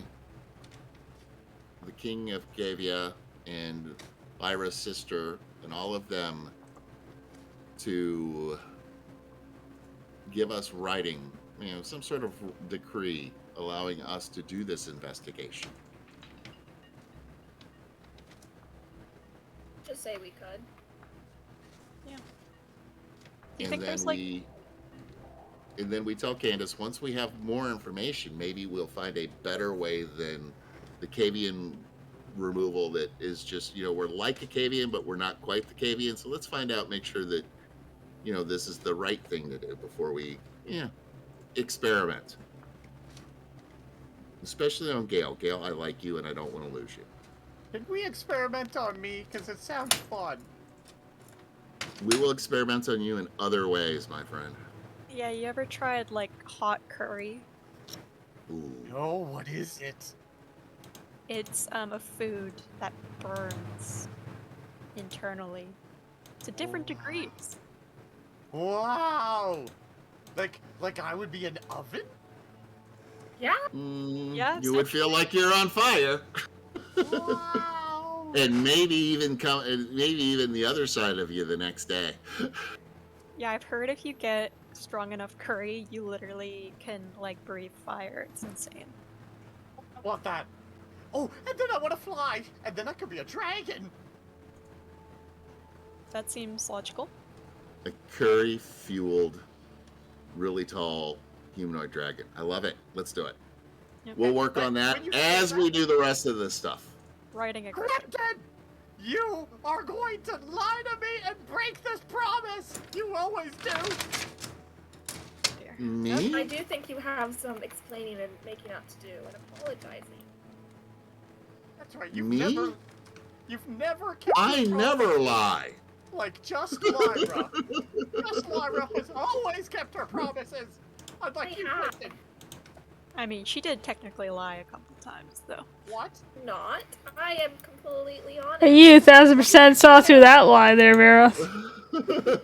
I didn't check. What Give me was the- that? Just Lyra? You always tell the Always truth lie. about your identity and your exes and your family. Yeah, I was gonna and say, what about Band everything. Boy? I mean, I explained that we had relations in the past. These were things Yeah. that didn't matter. Only Exactly. friendship things matter. Oh, so a friend not telling you about their past relationships doesn't matter? Yes, That made them into who they are today? Quentin, she has never denied drinking a friendship potion with me. Yeah, she's never drank one with you either. She will. Right, just Lyra? Are we We at get the the bar opportunity. still? Yeah, you're still you're in like the little back room. It would have been easy enough for them to let you back there. Can Gail kind of saunter over to the counter? Is there like a menu or something? Well, you'd have to go out the little door, but yeah, you can. Oh, well, yeah. Is there like anything on the menu that Gail recognizes from her time on like the liquor menu? Yeah, there's probably just some old liquors or ales or whiskeys or something. Cool. I'm going to pick the most like common slop, which might be kind of hard to find in this place because like it's rich people academic town, but like the shittiest liquor, basically, like the stuff that has worms in it. Hey, now, there's Um, nothing shitty about a good worm tequila. I agree, but you know, it's gonna freak Lyra Yeah, I out, know what so you're it's saying. I fine. know what you're saying. She wants to find the Sailor Jerry, not the Captain Morgan. yeah, for 2 silver, you can get like a essentially bottle of wine that's like not the best. It's like Oh, it's like bad. box wine. Not that box wine's bad, but you know what I mean. Yeah, Yeah. no, box wine's pretty terrible. Yeah, she'll go get that and like tankards, Okay. and she'll bring it over and say, "Okay, I've got friendship potion right here. This used to work in my guard days. I'm pretty sure." Yeah, that'll be 2 silver. Easy enough. He narrows his eyes and dips his pinky into it and tastes it. What does it taste like? It tastes like Rhubarb. It's just bitter and flat, and it looks like it yes. had basic. been carbonated at some point, but the carbonation is warm. Yeah, for some reason, even though it's some sort of wine or liquor, it tastes like, yeah, it was once carbonated, but it's like flat soda now. But it's also got like a berry taste to it. It's weird. Tastes like swill. Wiggling his pinky in the drink, and then into the other ones. He turns them into rainbow-colored drinks. Okay, that's probably fine. Okay, so the secret here is you have to drink it all in a single go, and clearly Renee here has already indulged and had the friendship potion, so he's going to abstain because we don't want to clean up the bar more than we already have to. Well, I'll tell you what, though. It's only fair that I have some with you. And I will I'll disappear out the window. I'll come back with a shot glass. Yeah, okay, fair enough. It's just like a And I thimble. You get Put the shot you. glass into Lyra's potion, and then I'll I'd dip it say into you basically all find three. essentially a thimble-sized shot glass. Okay. I dip thim- into it's all pro- it three, is- so I've got a little bit of everybody's. It's probably just a thimble, to be honest. And logically, there's no worm in this wine, but I'm imagining I put the worm in Lyra's shot glass or glass anyway. Sure, you could have found a worm. Why not? Sweet. Okay, this is an old guard trick from Shelly Aaron. We go 3, 2, 1, and then you drink all of it. And anybody who spits it out, it doesn't count. You have to do it again. Right. Guards are evil people. I like it. They are. They're very mean. Okay, as you guys are taking your shots, make a Constitution saving throw. I'll just say Lyra's is a little higher because of the worm. What would you see? Perfect. Friendship. So, Veroth, you down it, you're like, it's not too bad. You too, Gale, I guess. Perfect. Oh, great. And I'll say you with a 7, because, yeah, you're fine. It kind of like, you're like, choke it back, you're like, oh my god, this is disgusting. But you choke it back. Lyra, you 100%, you like down it, you're fine, and then you get like the tickle of the worm, you're like, you immediately spit it all back out, like spraying. And Renee, you just like, I think it less you spit it out and more, you go to pour it and it ends up just pouring down the front of your chest.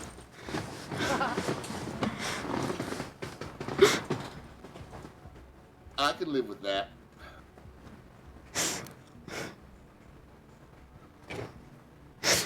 So, and then Lyra, you now see the little worm in the cup. Gale, you are very mean. But it's tradition. I changed my mind. Quentin's my favorite now. Lyra, what's your protein? Throws the worm at Quentin. Make a dexterity saving throw at disadvantage, Quentin. 'Cause this I'm gonna is try to catch it with my mouth. this worm is about half your size. Again, try to catch it with my mouth. Oh Jesus! Jeez. You somehow remarkably, Larry, you watches this worm that's literally about half his size. He catches it with his mouth and just hangs onto it with his little fairy teeth. Spaghetti slurps it. Yep. I mean, Down he the could- hatch. you start to, and it kind of you start to have to chew it. Oh. Alright. I'll admit it. He's a friend now. Rules are rules.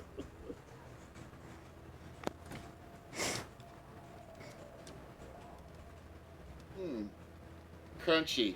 Didn't expect that. Yeah, it's honestly not bad. They tend to kind of ferment a bit. It was a bit spicy. Oh, and Lyra, Yes? remind me when I'm sober that we should talk more about your family. I don't think many people are like, oh yes, let me get entirely sober and then I'll talk more about my family. No, it's just, I need to be a little straight. Ooh,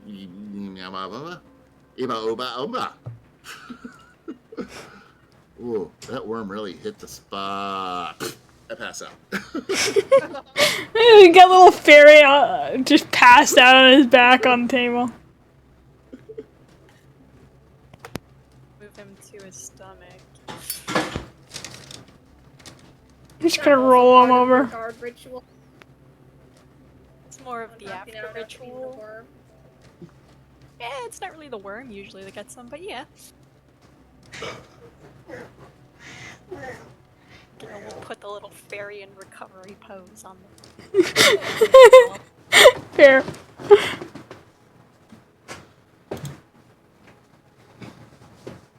Also, that wine was disgusting. Yeah, that's the point. Hi. You guys didn't like the friendship drink? We What's the still point of the drank friendship it. drink? Yeah, she did. Well, I guess it means we're all officially friends. No. Gail just put a worm in mine. Yeah, and you didn't even drink it. Very rude and funny. When I was younger than you, my. Huh. What's my word? I mean, I guess I could find another one probably. I don't know. Somebody did this to me once. I think I ate half of it and then chewed up half of it and then spat it all back in the cup and then I had to do it again. Oh, ew. Yeah, it was an interesting night. Very strange, Gale. Yeah, I think it comes with the territory. You own territory? I don't think so. So You might. We could track down your family, and maybe they have a whole, like, you were a lord or a lady. I remember being dirt poor. So I know, but I maybe don't. your family became really rich. Maybe they invented something super cool. Maybe they're in this town right here because they became cool magic people. I don't- Maybe you're dirt rich. I was rich in dirt. Yes. Your that family could have sounds become a about very right. prolific mining family. They're very rich in dirt. The thing is, I don't really remember family necessarily. Like, I remember the guards, and I remember the street, and I remember there being other kids on the street, but I don't remember, like, your siblings or your parents, Lyra. So you don't remember my siblings or parents? Because my siblings and parents weren't around. I think you were around. No, yeah. I don't know. I don't... Like, when I think of parents, there's nothing there, and when I think of siblings, there's not exactly anything there. But there were people who I think were probably similar. I don't know. I don't remember faces, really. Well, I am going to make it my job to figure out who your family was. Or is. Well, if they're still alive after 400 years, like, they're probably gonna be in the necromancy cult, and then we have problems. Well, I mean, like, what if you have, like, a great-great-great-granddaughter? I feel like I would remember if I had a child, just a thought. But But what if you maybe. do? I'm like 23. Like, that'd be a very tragic situation. I'd have basically orphaned a child at What like if a year old. they also didn't age when you weren't aging and they're still a baby? Oh, that'd be weird. That would be. We should find your baby.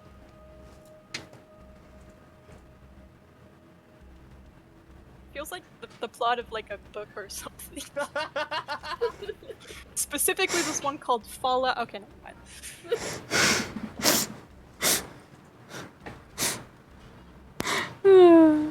But no, I don't think that was a thing.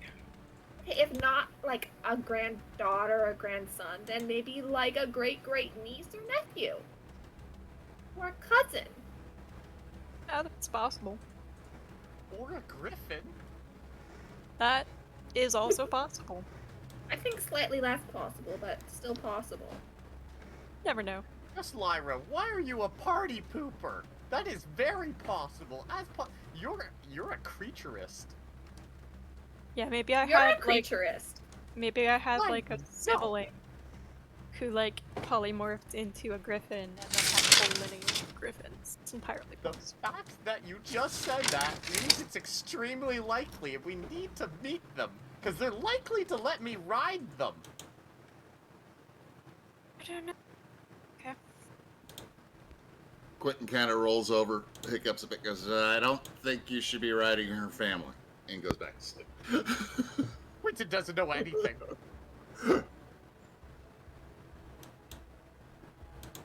Alright, let's get some sleep, and then find Gale's Griffin cousin.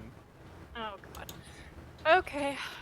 Well, in the morning we can tell Candace we're not going to do shit, and then ask if we can go do other stuff. Sounds good. Okay. Alright. You guys all make your way up to the different, probably the similar, not close to the same in rooms that you had before. I'm assuming someone's carrying Renee up, or you're leaving him on the table. Dead mouse carry. Okay, like carry him by like the wings, or like the back of his I guess armor. The wings. It's kind of dangling. Yeah, you're probably drunk. Petey will rush in and grab me by the shoulders and save me from the mean, evil treatment of my friends. Fair. I forgot about Petey. Oops. Petey is becoming the sprinkle of this campaign. Yes, he is. He is Sprinkle. 1000%. Alright, so you need to go to your rooms. There's nothing else you guys want to discuss or talk about in your individual rooms for the evening? Lyra will spend like the next hour as she's going to bed theorizing about what Gale's family was like. Gale will simply not do this and just go to bed. So she's just talking out loud to herself. Renee rolls over in his sleep and slaps his arm. Gale, can you hear me, Gale? Gale, Gale, are you there? I know he's. I know, Oh yeah, you're within 500 feet, so you hear that. But I'm gonna say that in your sleepiness / drunkenness, you're like slapping the wrong arm. Gale, are you there? Hey, Gale, just remember, I don't have family either, and family is not as important as friends. Friends can be family too. Back to sleep. Oh man, Quentin's so loud. Eventually, he's just like little, probably fairy snores. Yeah. With Petey kind of curled up around him protectively. So you guys can easily get your long rest if you needed it for resetting abilities and such. And you wake up bright and early in the morning. Anything you want to do, or are you just heading straight to the office to inform Candace of your decision? Straight to the office. Alright. So you walk through town. It's the usual kind of like sleepy morning for everyone. It is a equivalent Duna 10. It's the equivalent of like a Saturday, so a lot of people are sleeping in. It kind of worked out.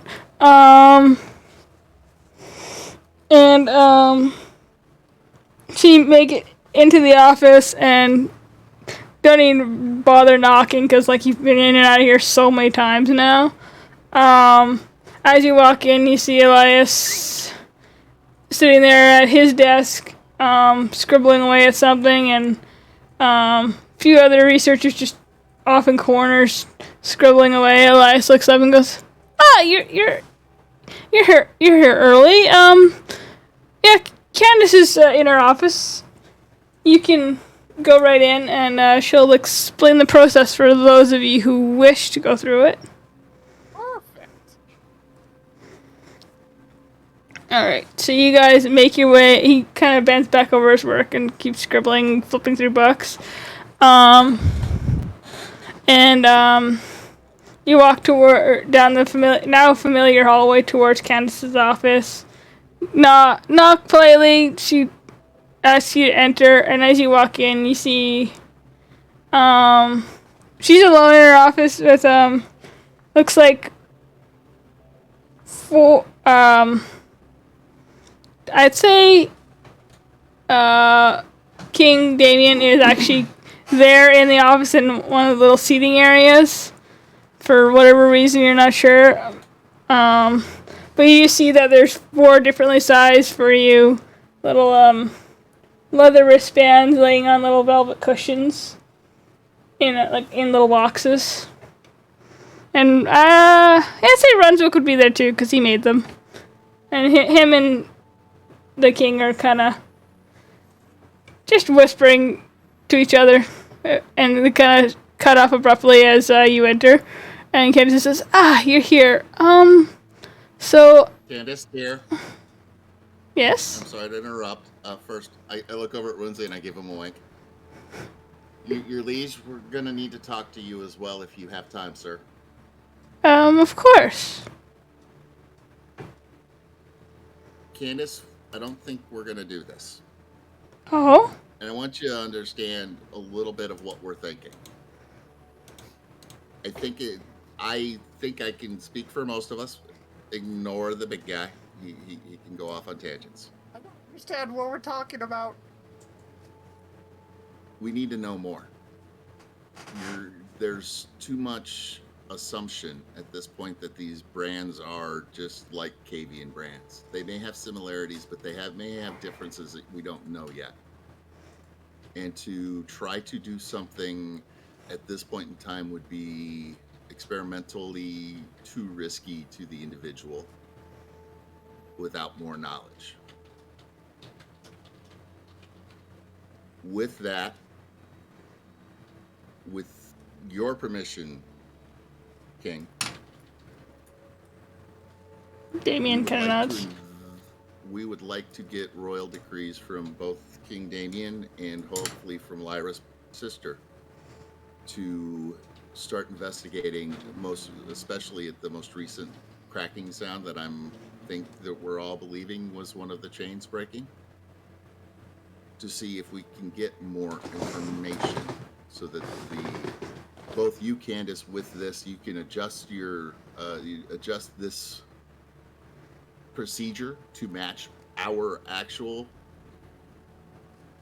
brands, not just what you believe they might be, but also for the kings and the royalty to have a better understanding of what is going on so that they can make more educated and appropriate plans and action plans and contingencies and that sort of thing in order to make sure that what somebody's trying to do to your world doesn't happen. Oh, that's interesting take. It's, I guess, understandable. I certainly we can do some more research. I guess I should tell you then, assuming you can get these royal decrees, that we've discovered that the chain that broke was in Everagil.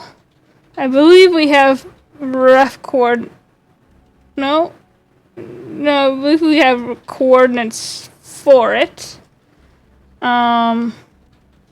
They've got their own people and also investigating it, but I'm sure you could meet up with them.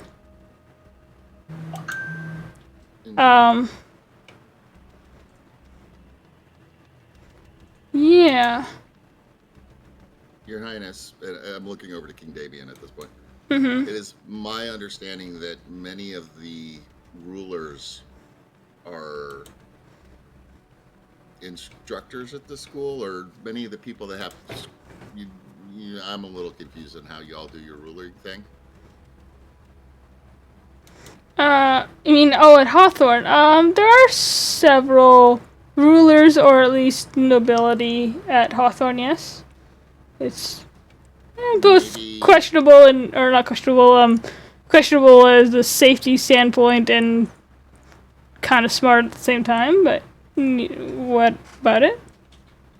If between Lyra's sister and yourself, understanding our position of needing to know more and being highly motivated to find more, and already finding out a fair share of what you know so far, maybe you could talk with them to get them to give decrees as well, if assuming you're willing to give us your own decree.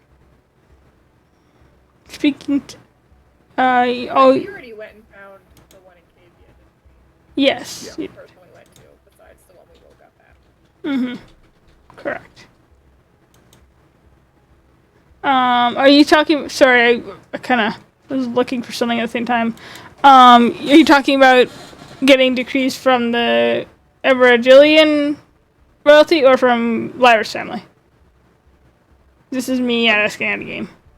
Oh no, I'm talking to King Damien about him talking to the other rulers of all of the countries. Oh, okay. Kind of making us a multinational task force. Okay, sorry, I misunderstood.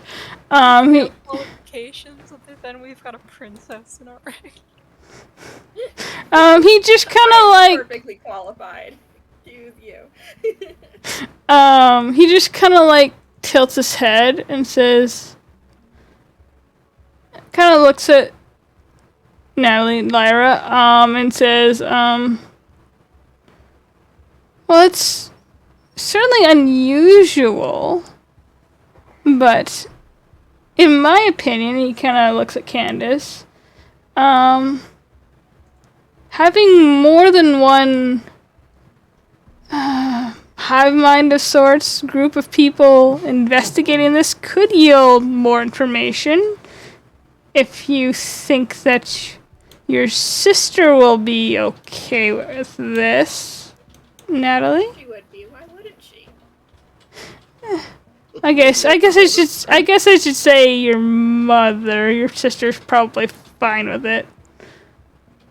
I'm here already, aren't I? That's true. I think I can definitely give you that decree for any investigating you need to do for Cavia, and I can speak to Charlotte about doing the same, or Natalie here could probably do it herself, whichever. I could do it on your behalf for expediency, but we could probably work together to get permission for the other kingdoms.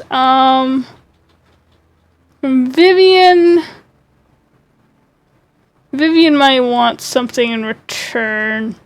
Well, Thalion could be interesting, but that one will be interesting to travel to anyway. Well, we'll cross that bridge when we get there, and honestly, we might even have everything resolved by the time if we end up needing to go to that. Cerelia as well, I suppose. They're even more isolationist. I don't know. Just shakes his head. But yes, I can definitely draft up a decree of sorts for you. So you're going to go to Everagil and that chain location then? I think that's our first place to start the investigation, to see what we can learn there of the cult and of the people there that did this, to give us a direction and to allow us to start looking further into it. If we can figure out what happened there, it gives us a chance to maybe give you stuff, let you know what you can do on the plains to protect your chain.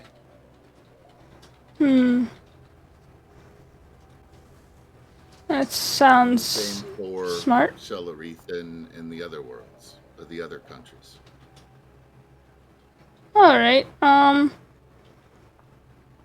definitely keep us apprised. As a force that's not directly tied to any one country, it's not looking to give a country a bonus over another. We are truly looking for the whole world, and we will share our information fully across the board. That makes sense. Along with my decree, I will write you a letter to Queens Kiara and Jessa of Eragio, so that they know, or you can inform anyone that asks that, because I believe the Folklever are investigating as well as the Watchers.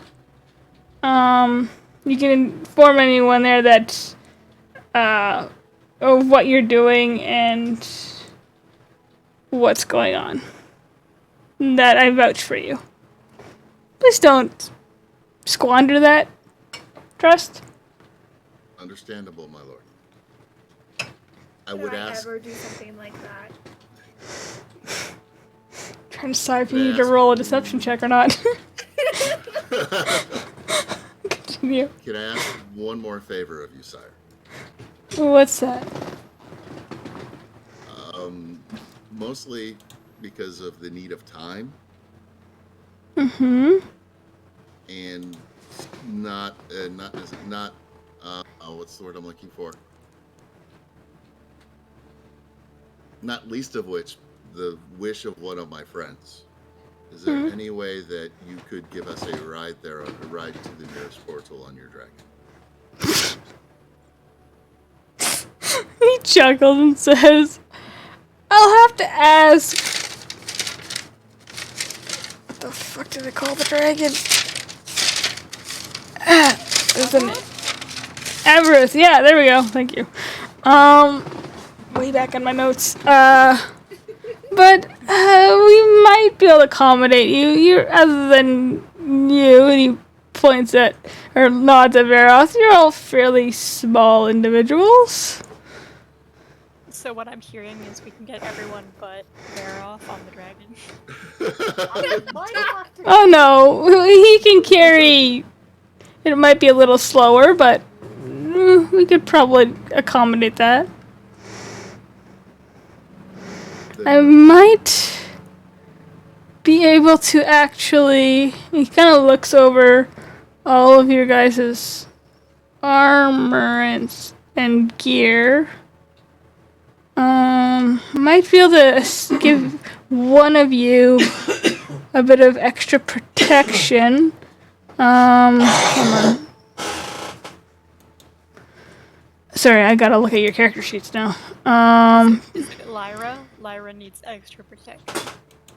I am perfectly safe. One second.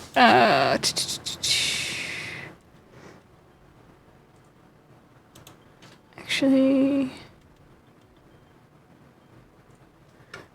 I mean, Sir. Gail's got chainmail at the moment, which is not the sorry, I have to go back and forth between sheets.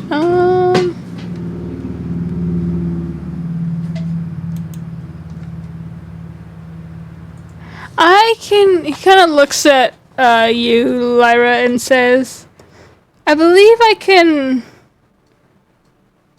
considering the nature of this cult and the necromantic nature, I could probably enchant your armor, or it should say infuse it, so that you can have a little extra protection against necrotic energy. If you'd like. So he kind of starts pulling out of a couple satchels on his hip. And I'd say Camille's probably back behind him and kind of pulls out another bag, and he pulls out a few things and kind of beckons you to come over. And he just kind of takes and mixes a potion of sorts, and just because I think you just have leather armor, and he just kind of takes it and kind of pours it down the armor a little bit, and as it kind of pours, it kind of spreads out. It's kind of like a purpley color across the armor and kind of shines for a second, and then it dries instantly. And then he kind of mumbles a few words, and you now have, and I'll give you a magic item for it later, resistant armor infusion, and it gives you resistance to, in this case, necrotic damage.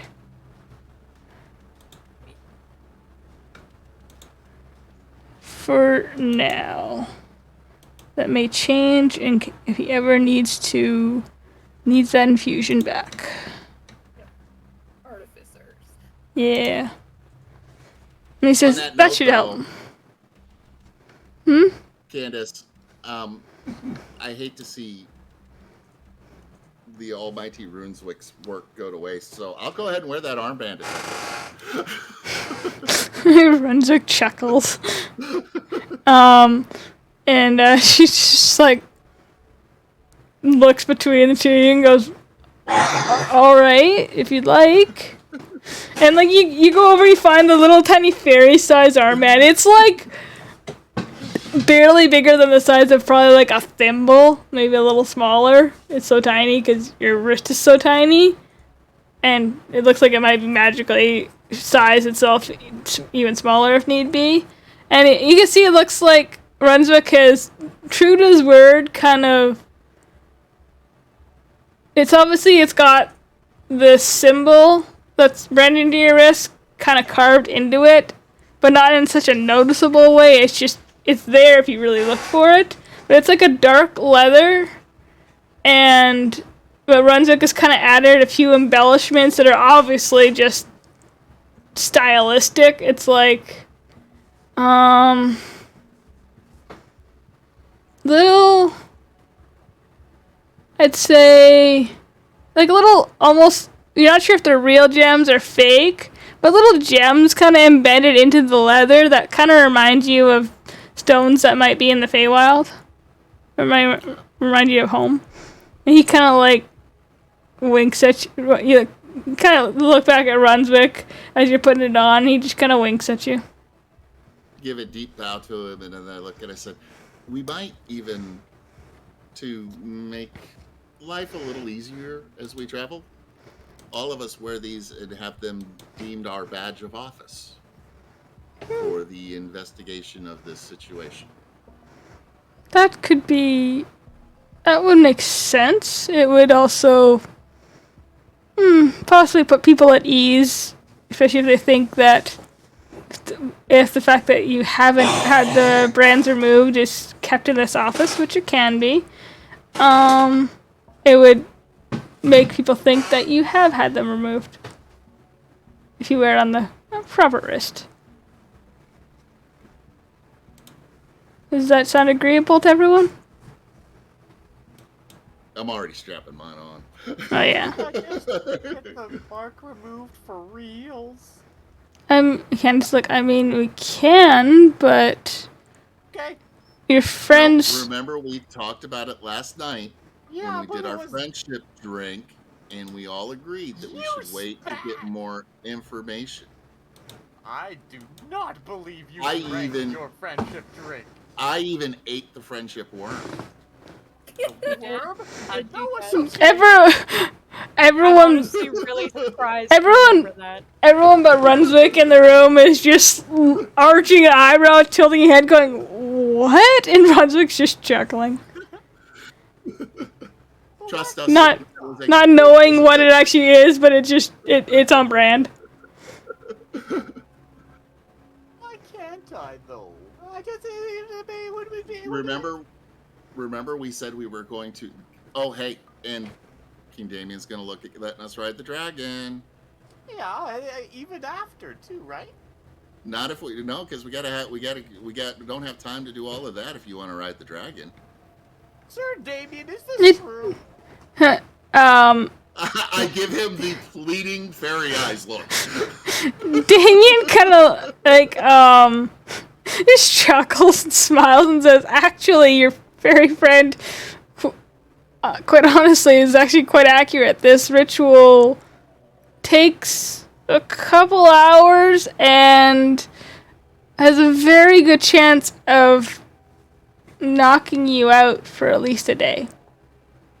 And I do need to head back home today. So, the trip to probably Doncaster, since that's where I'm going anyway, should probably happen in one go." Let's go. We'll grab the Varoth size wrist thing. I'll fly it over to him and say, "See here, buddy, you get this though. Look at it. Isn't it cool?" And Runesy made it just for you. Just like he made this one just for me. You really did you make this just for me? Brunswick nods and says, "Of course." Friends. I would think so. I hope so. I'm making so many friends lately. You'll put on the wristband. Alright, do Gale and Lyra do the same? Reluctantly. And let's say that you can decide how it's embellished yourselves. But I'll say Brunswick was able to kind of astutely and weirdly intuitively decorate or embellish them in creative ways that kind of matched each of you as a person. At least as far as he knows you, or being able to read you.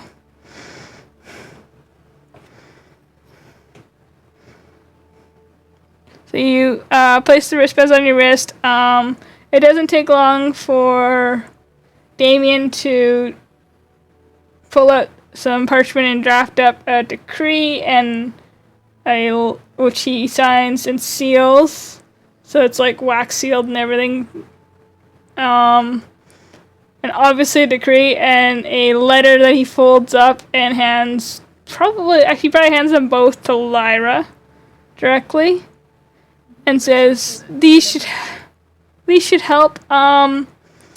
I will speak to your sister and I'm sure she'll draft one up and you can retrieve that whenever you'd like.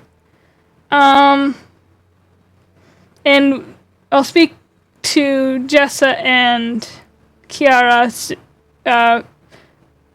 as soon as they get home so that they know you're coming.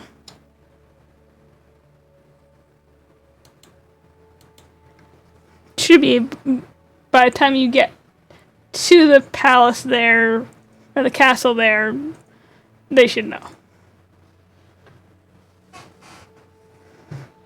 I move my notes around.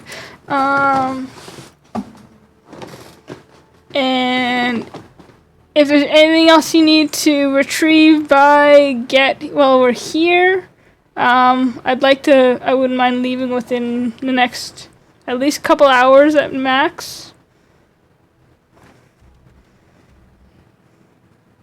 Say goodbye to anyone, whatever. Oh, actually, yeah, one quick minute. He'll rush off to try to find the part where he saw Izuridan. Okay. Does he find him? Roll a D100 and say high or low for me before you roll. Going for a high.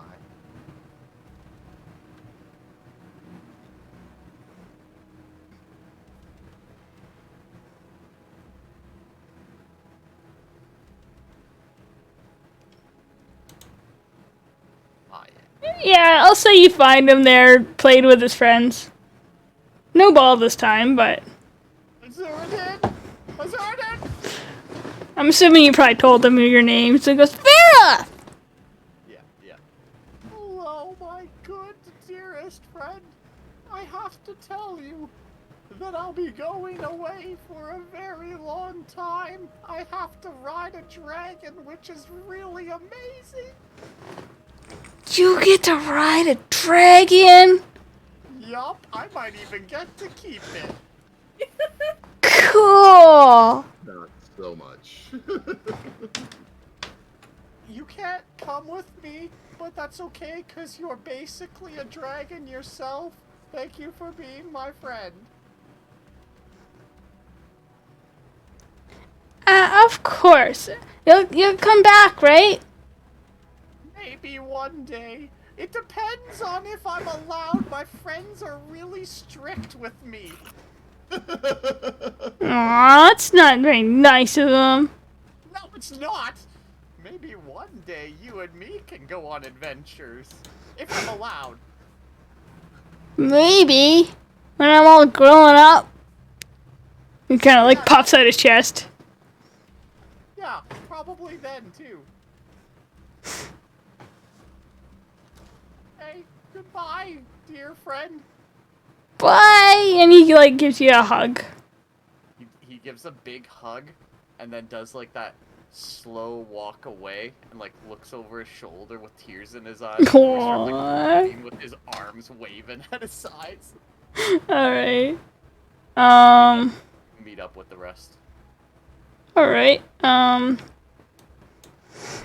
So you guys all, is there anything else anyone else wants to do while Barrel's saying goodbye to his new friend? So sometime last night, the fairy friend of ours was ranting about this. Is it the artificer?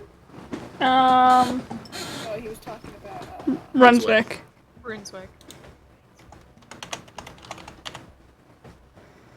So how important is it that I go talk to Brunswick? Renee, you didn't really Oh, make yes. it entirely clear last night. Rosie dear, can I borrow you for a minute? Yes? You know Gail. Once he gets over there, I'm like, first, thank you. I give him I give his arm a hug, and I say, thank you so much for the wristband. It's perfect. I told Gail last night, though, that she should probably talk to you, because I think that that the two of you discussing things might give her a better... might help her with her situation. Yeah, that's the word I'm going to choose. Yeah, I don't really know what he's talking about. All I heard last night was, Gal, you have to talk to the person who knows all about the things like you. And he said Candace was like... And yeah, it went on for a long time, and I honestly got like 4 words of it in total, but my takeaway was he wanted me to talk to you. Ah, yes, I think I know what he's talking about. Perhaps we can retire to my shop and talk in private. Gail will turn to Renee and just say, keep an eye on Lyra. You go on the dragon. As you wish, my lady.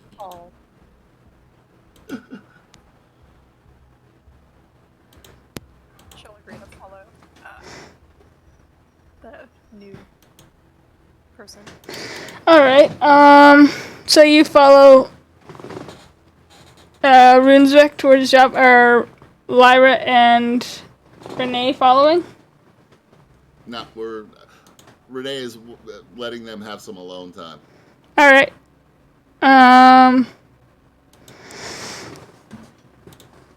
So you follow, Gail, you follow Runswick back to his shop, and he kind of leads you into, like, a back room, kind of like, he keeps the clothes side on, and leads you into, like, a back room, so just to make sure so you're not going to be disturbed, and says, I take it your friend Renee hinted that I know something about, how to put this delicately, what you are? It's kind of the implication I got. There was a lot of other random comments drunkenly bred in there too. That's fair. Basically,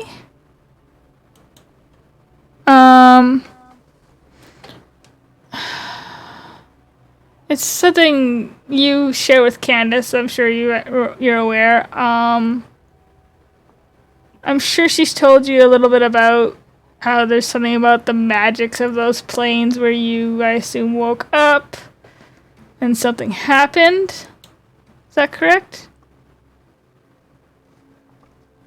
It seems like it, yeah. Well, it's something I've done a little research into. The planes of Dreidel and their wild magics are fascinating to me and, well, many people here. From what I can gather, and what history seems to have thought is that what you are now versus what you were as a Air Genasi, I believe you are, is what's called a hollow one. You're basically, you're alive of a sort. You're not undead, but you are.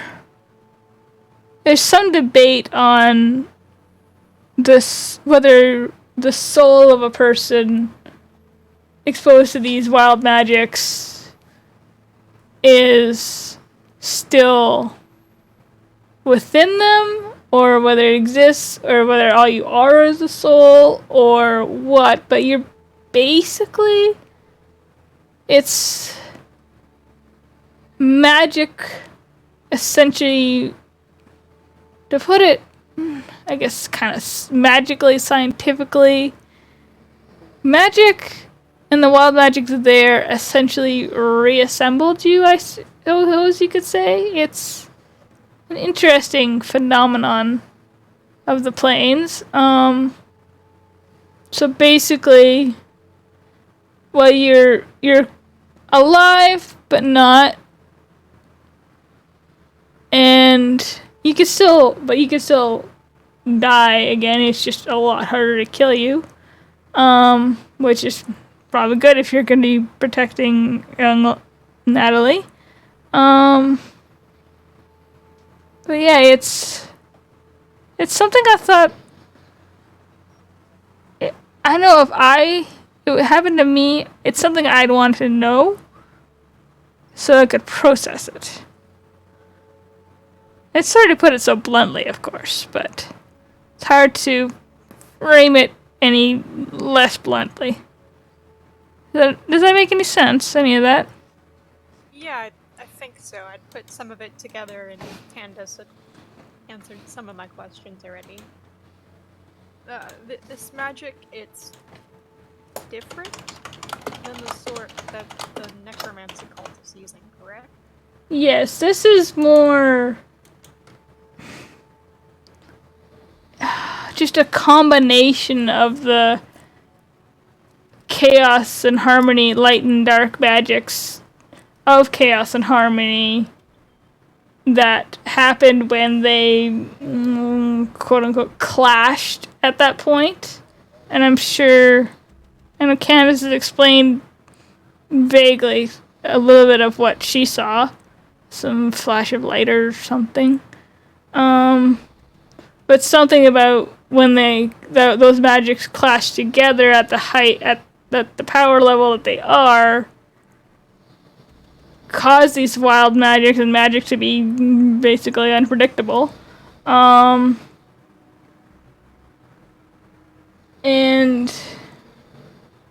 basically made it so that people like you could exist, I suppose. Given a second chance, I guess. Because from what I understand, many people died that day. Yeah. And it's normal to wake up with different magics than when you die? What do you mean different magics? I couldn't heal or, smite things before. I don't know, maybe I could, but I don't remember being a spellcaster before I died. That's interesting. I'm not sure. I can look into it for you if you'd like. I certainly wouldn't say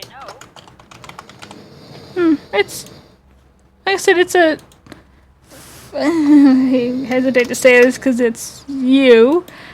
It's yourself. That's who you are. A phenomenon of sorts that's always kind of fascinated me. So I could look into it for you and try and help you understand it. I mean, if you're already fascinated with it, then I'm certain. I just want to know if there were other people who woke up and got told that they had to go protect royalty within 3 seconds of being awake. That's It almost seems like... Sorry.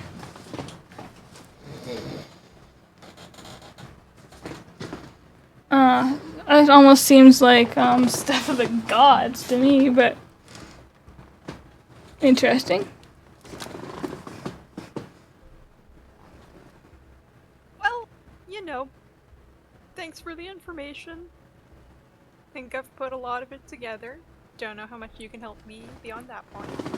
That's fair. That's fair. I wasn't sure entirely what you knew, so I figured give you all the information I know. But I can look more into that aspect if you'd like, and I'll see what I can figure out. Yeah, that'd be awesome. Well, thank you. This has been helpful. But I need to make sure Lyra doesn't fall off a dragon, so... Yes, I'm sure she's a handful. She seems like she's a little bit wild herself. She's... definitely something. She's got a curiosity about her as well. Something about that elven lineage is Yeah. not quite just an elf. More fae. They're meant to travel a lot farther than... That too. More, let's just say more fae-like. Yeah. Anyway. Okay. Gale will thank him for the information and head back. Alright,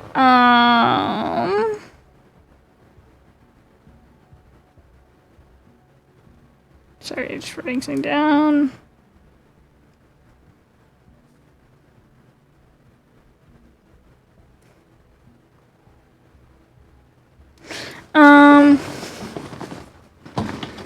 Lyra and Renee, anything special you guys are doing? Or you just waiting with Damien next to the dragon? And you're muted there, Sam. I realized that as soon as I was talking. It's like, oh, wait, hold on. I imagine Lyra will pull Quentin off to the side, out of earshot of Damien at one point. Fair. And he will go, "Oh, you said you had something to tell me when you were sober."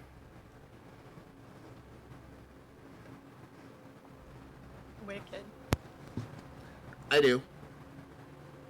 It's, I think we should talk some about the Fae at some point in time when we are less in the presence of others. Maybe with Gale there. And Vera, that's up to you, but I think we should talk about the Fae, and I would like to offer my aid in the future with the search you're doing for parentage.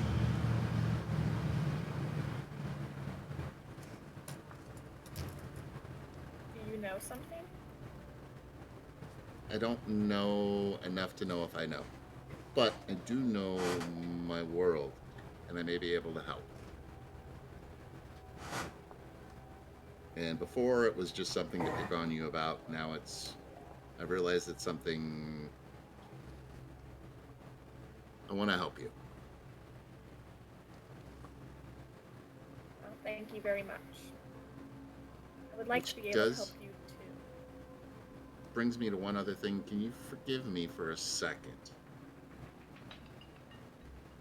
And I give Lyra a little bow as I squirt off over to Candace's side. Candace, dear, can we talk?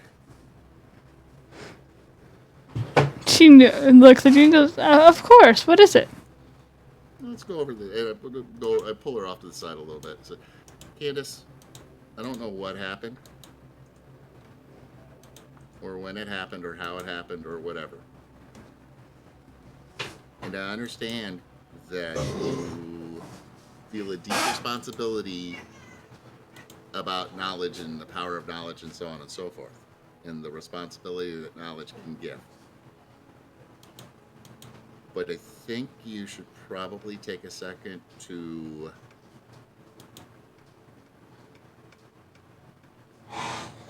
rehash some things in your mind, because I get the feeling that you are a little too much in the camp of need to know, and often the things that you know that you don't think somebody may need to know can come back to bite that person because they didn't know. I know that's kind of sounds weird to say the way I said it, but I think you understand what I'm saying. She kind of like regards you for a second. And just says, I understand what you're saying. And I will think on it. But it is difficult to decide who should have what information, both when you're my age and in my position, based on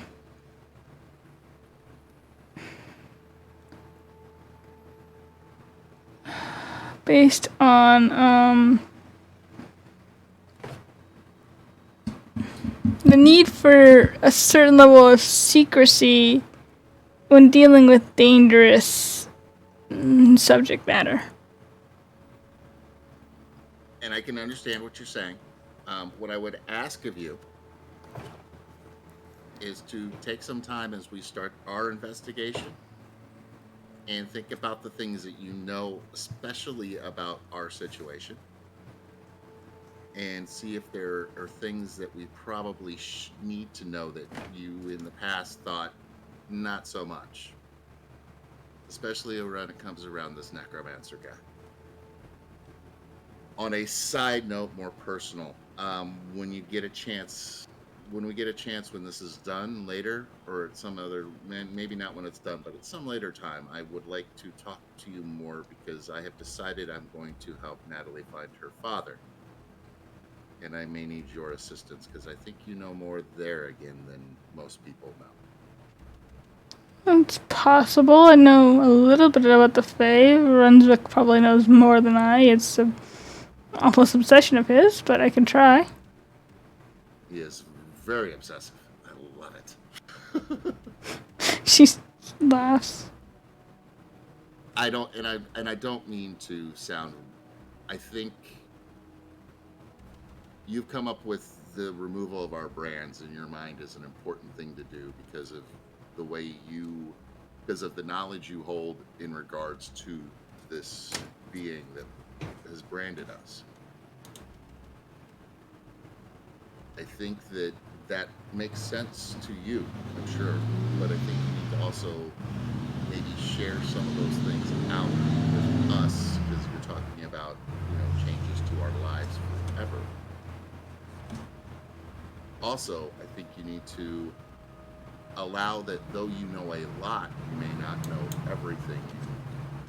Jumping to beliefs and thinking, I think your fear caused you to rush to this decision of let's remove these brands right now, instead of let's find out more.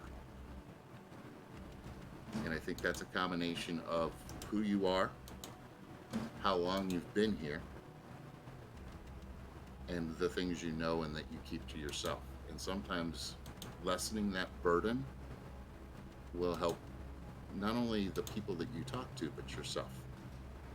God, I've been way too deep in concentration this week. I'm going to go ahead and leave you at that and go back over to Lyra. And I'm gone. Alright, and Lyra's just waiting with Damien. Lyra's waiting over where she was originally, where she kind of dragged him over. Oh, that's right. Sorry, my bad. Just like tapping her foot impatiently. So yeah, Renee comes back as you're tapping your foot. Sorry, Lyra, I just had to say something before I forgot it. You know me, I am so flighty. Flighty. Mhm. Sorry. Yeah, I was doing a 360 in the air as I said that. Of course you were. So, but yeah, I don't know I don't know enough to know anything, but I think I've got some people to talk to that can help us narrow our search, and with their knowledge combined with me being from the Fae, maybe we can find some things out and help settle your situation. But I think we should probably talk more about it when we're not around. And I kind of do the not unobvious head bob, the hard head bob over towards Damien and Candace. But I think I'm being sly. Mm-hmm. I see. So, okay. Well, thank you for offering your assistance. And if you need help getting, you don't exactly know what you want. You want to go home, right? I don't know. We'll talk about that too. I'll tell you about. Okay, this is gonna sound bad, but I'll tell you about the voice in my head. You have a voice in your head, and you didn't think to bring this up. It's not really a voice in my head. It's just a memory I keep having. It's almost like we'll sit down. We'll have long talks between us, and we'll have Gail come along and fire off the deep ones. At some point in time, we'll all sit down and have a good long talk without me getting drunk. Boy, my head still hurts a little bit. Why did I eat the worm? That is a great question. It was a power move. It was crunchy. I really don't think a worm is meant to be crunchy. Side comment. Stress. Were you thinking mealy worm or were you thinking like earthworm? Oh, I mean, so there wouldn't be a worm in wine, I'd hope, No. but probably just a smaller one. Like the mealy worm that comes with some Yeah. of the. I was thinking it was probably what you found was actually like a little earthworm, but Yeah, though if it wasn't actually in the bottle, it might have been an earthworm from outside, but I was definitely imagining like what you'll find in the bottom of tequila, which is little. That's why. it was definitely an earthworm. Okay. And then strike all the crunchy comments. Yeah. I mean, it could have been crunchy. You don't know. Have you ever? Have you ever actually eaten an earthworm? Yes, I have. Oh, okay. Never mind. I I strike that. I wish I hadn't. That's fair. Anyway, for the sake of brevity, we'll say you guys all end up meeting up and go through the process of like safety tutorial of like, okay, make sure you hold on and blah blah blah blah, and get everyone situated on the dragon, and you take off. But I think we're gonna end the session there. What?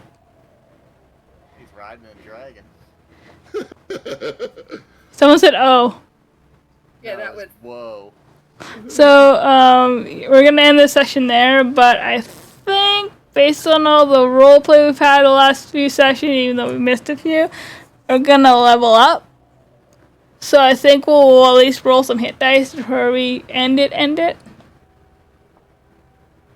Sweet. And someone dropped out of the Roll20. You said we were done. Yeah, I wasn't done talking yet. I'm back. But yeah, you guys can hit your level up button and we'll just roll your hit dice for whatever classes you're taking, if you're taking your R or multiclassing or whatever.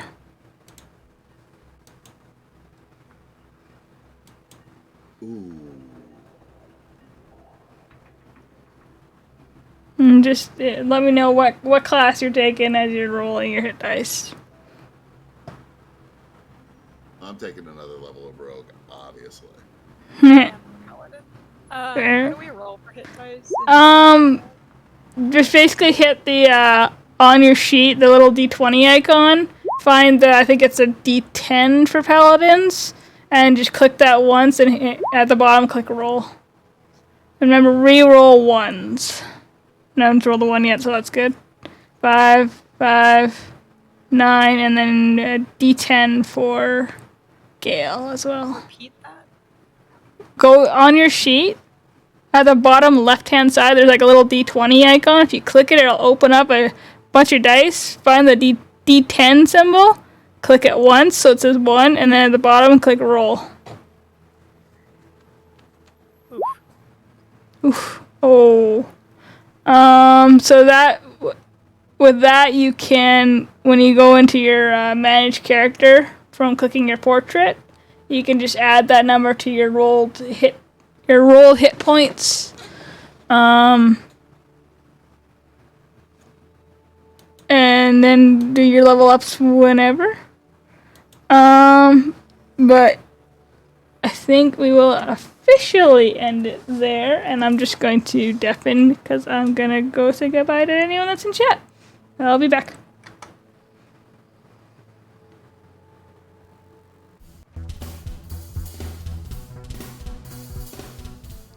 Alright. Whoa, oopsies.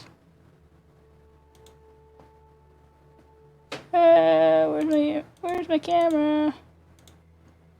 Come on. Sorry, people. There we go. There we go. Haha. Oh, I don't have captions up right now. So thanks for coming along for that journey. Hope it was enjoyable. It's a lot of deep lore dives there. We're going to go raid someone, though. Because that's what we do. Who are we going to raid? I'm not sure. Who's online? Actually, where's my chat messages? There's our raid messages for subs and non-subs. Oh, let's go raid CB. CB's always nice to raid.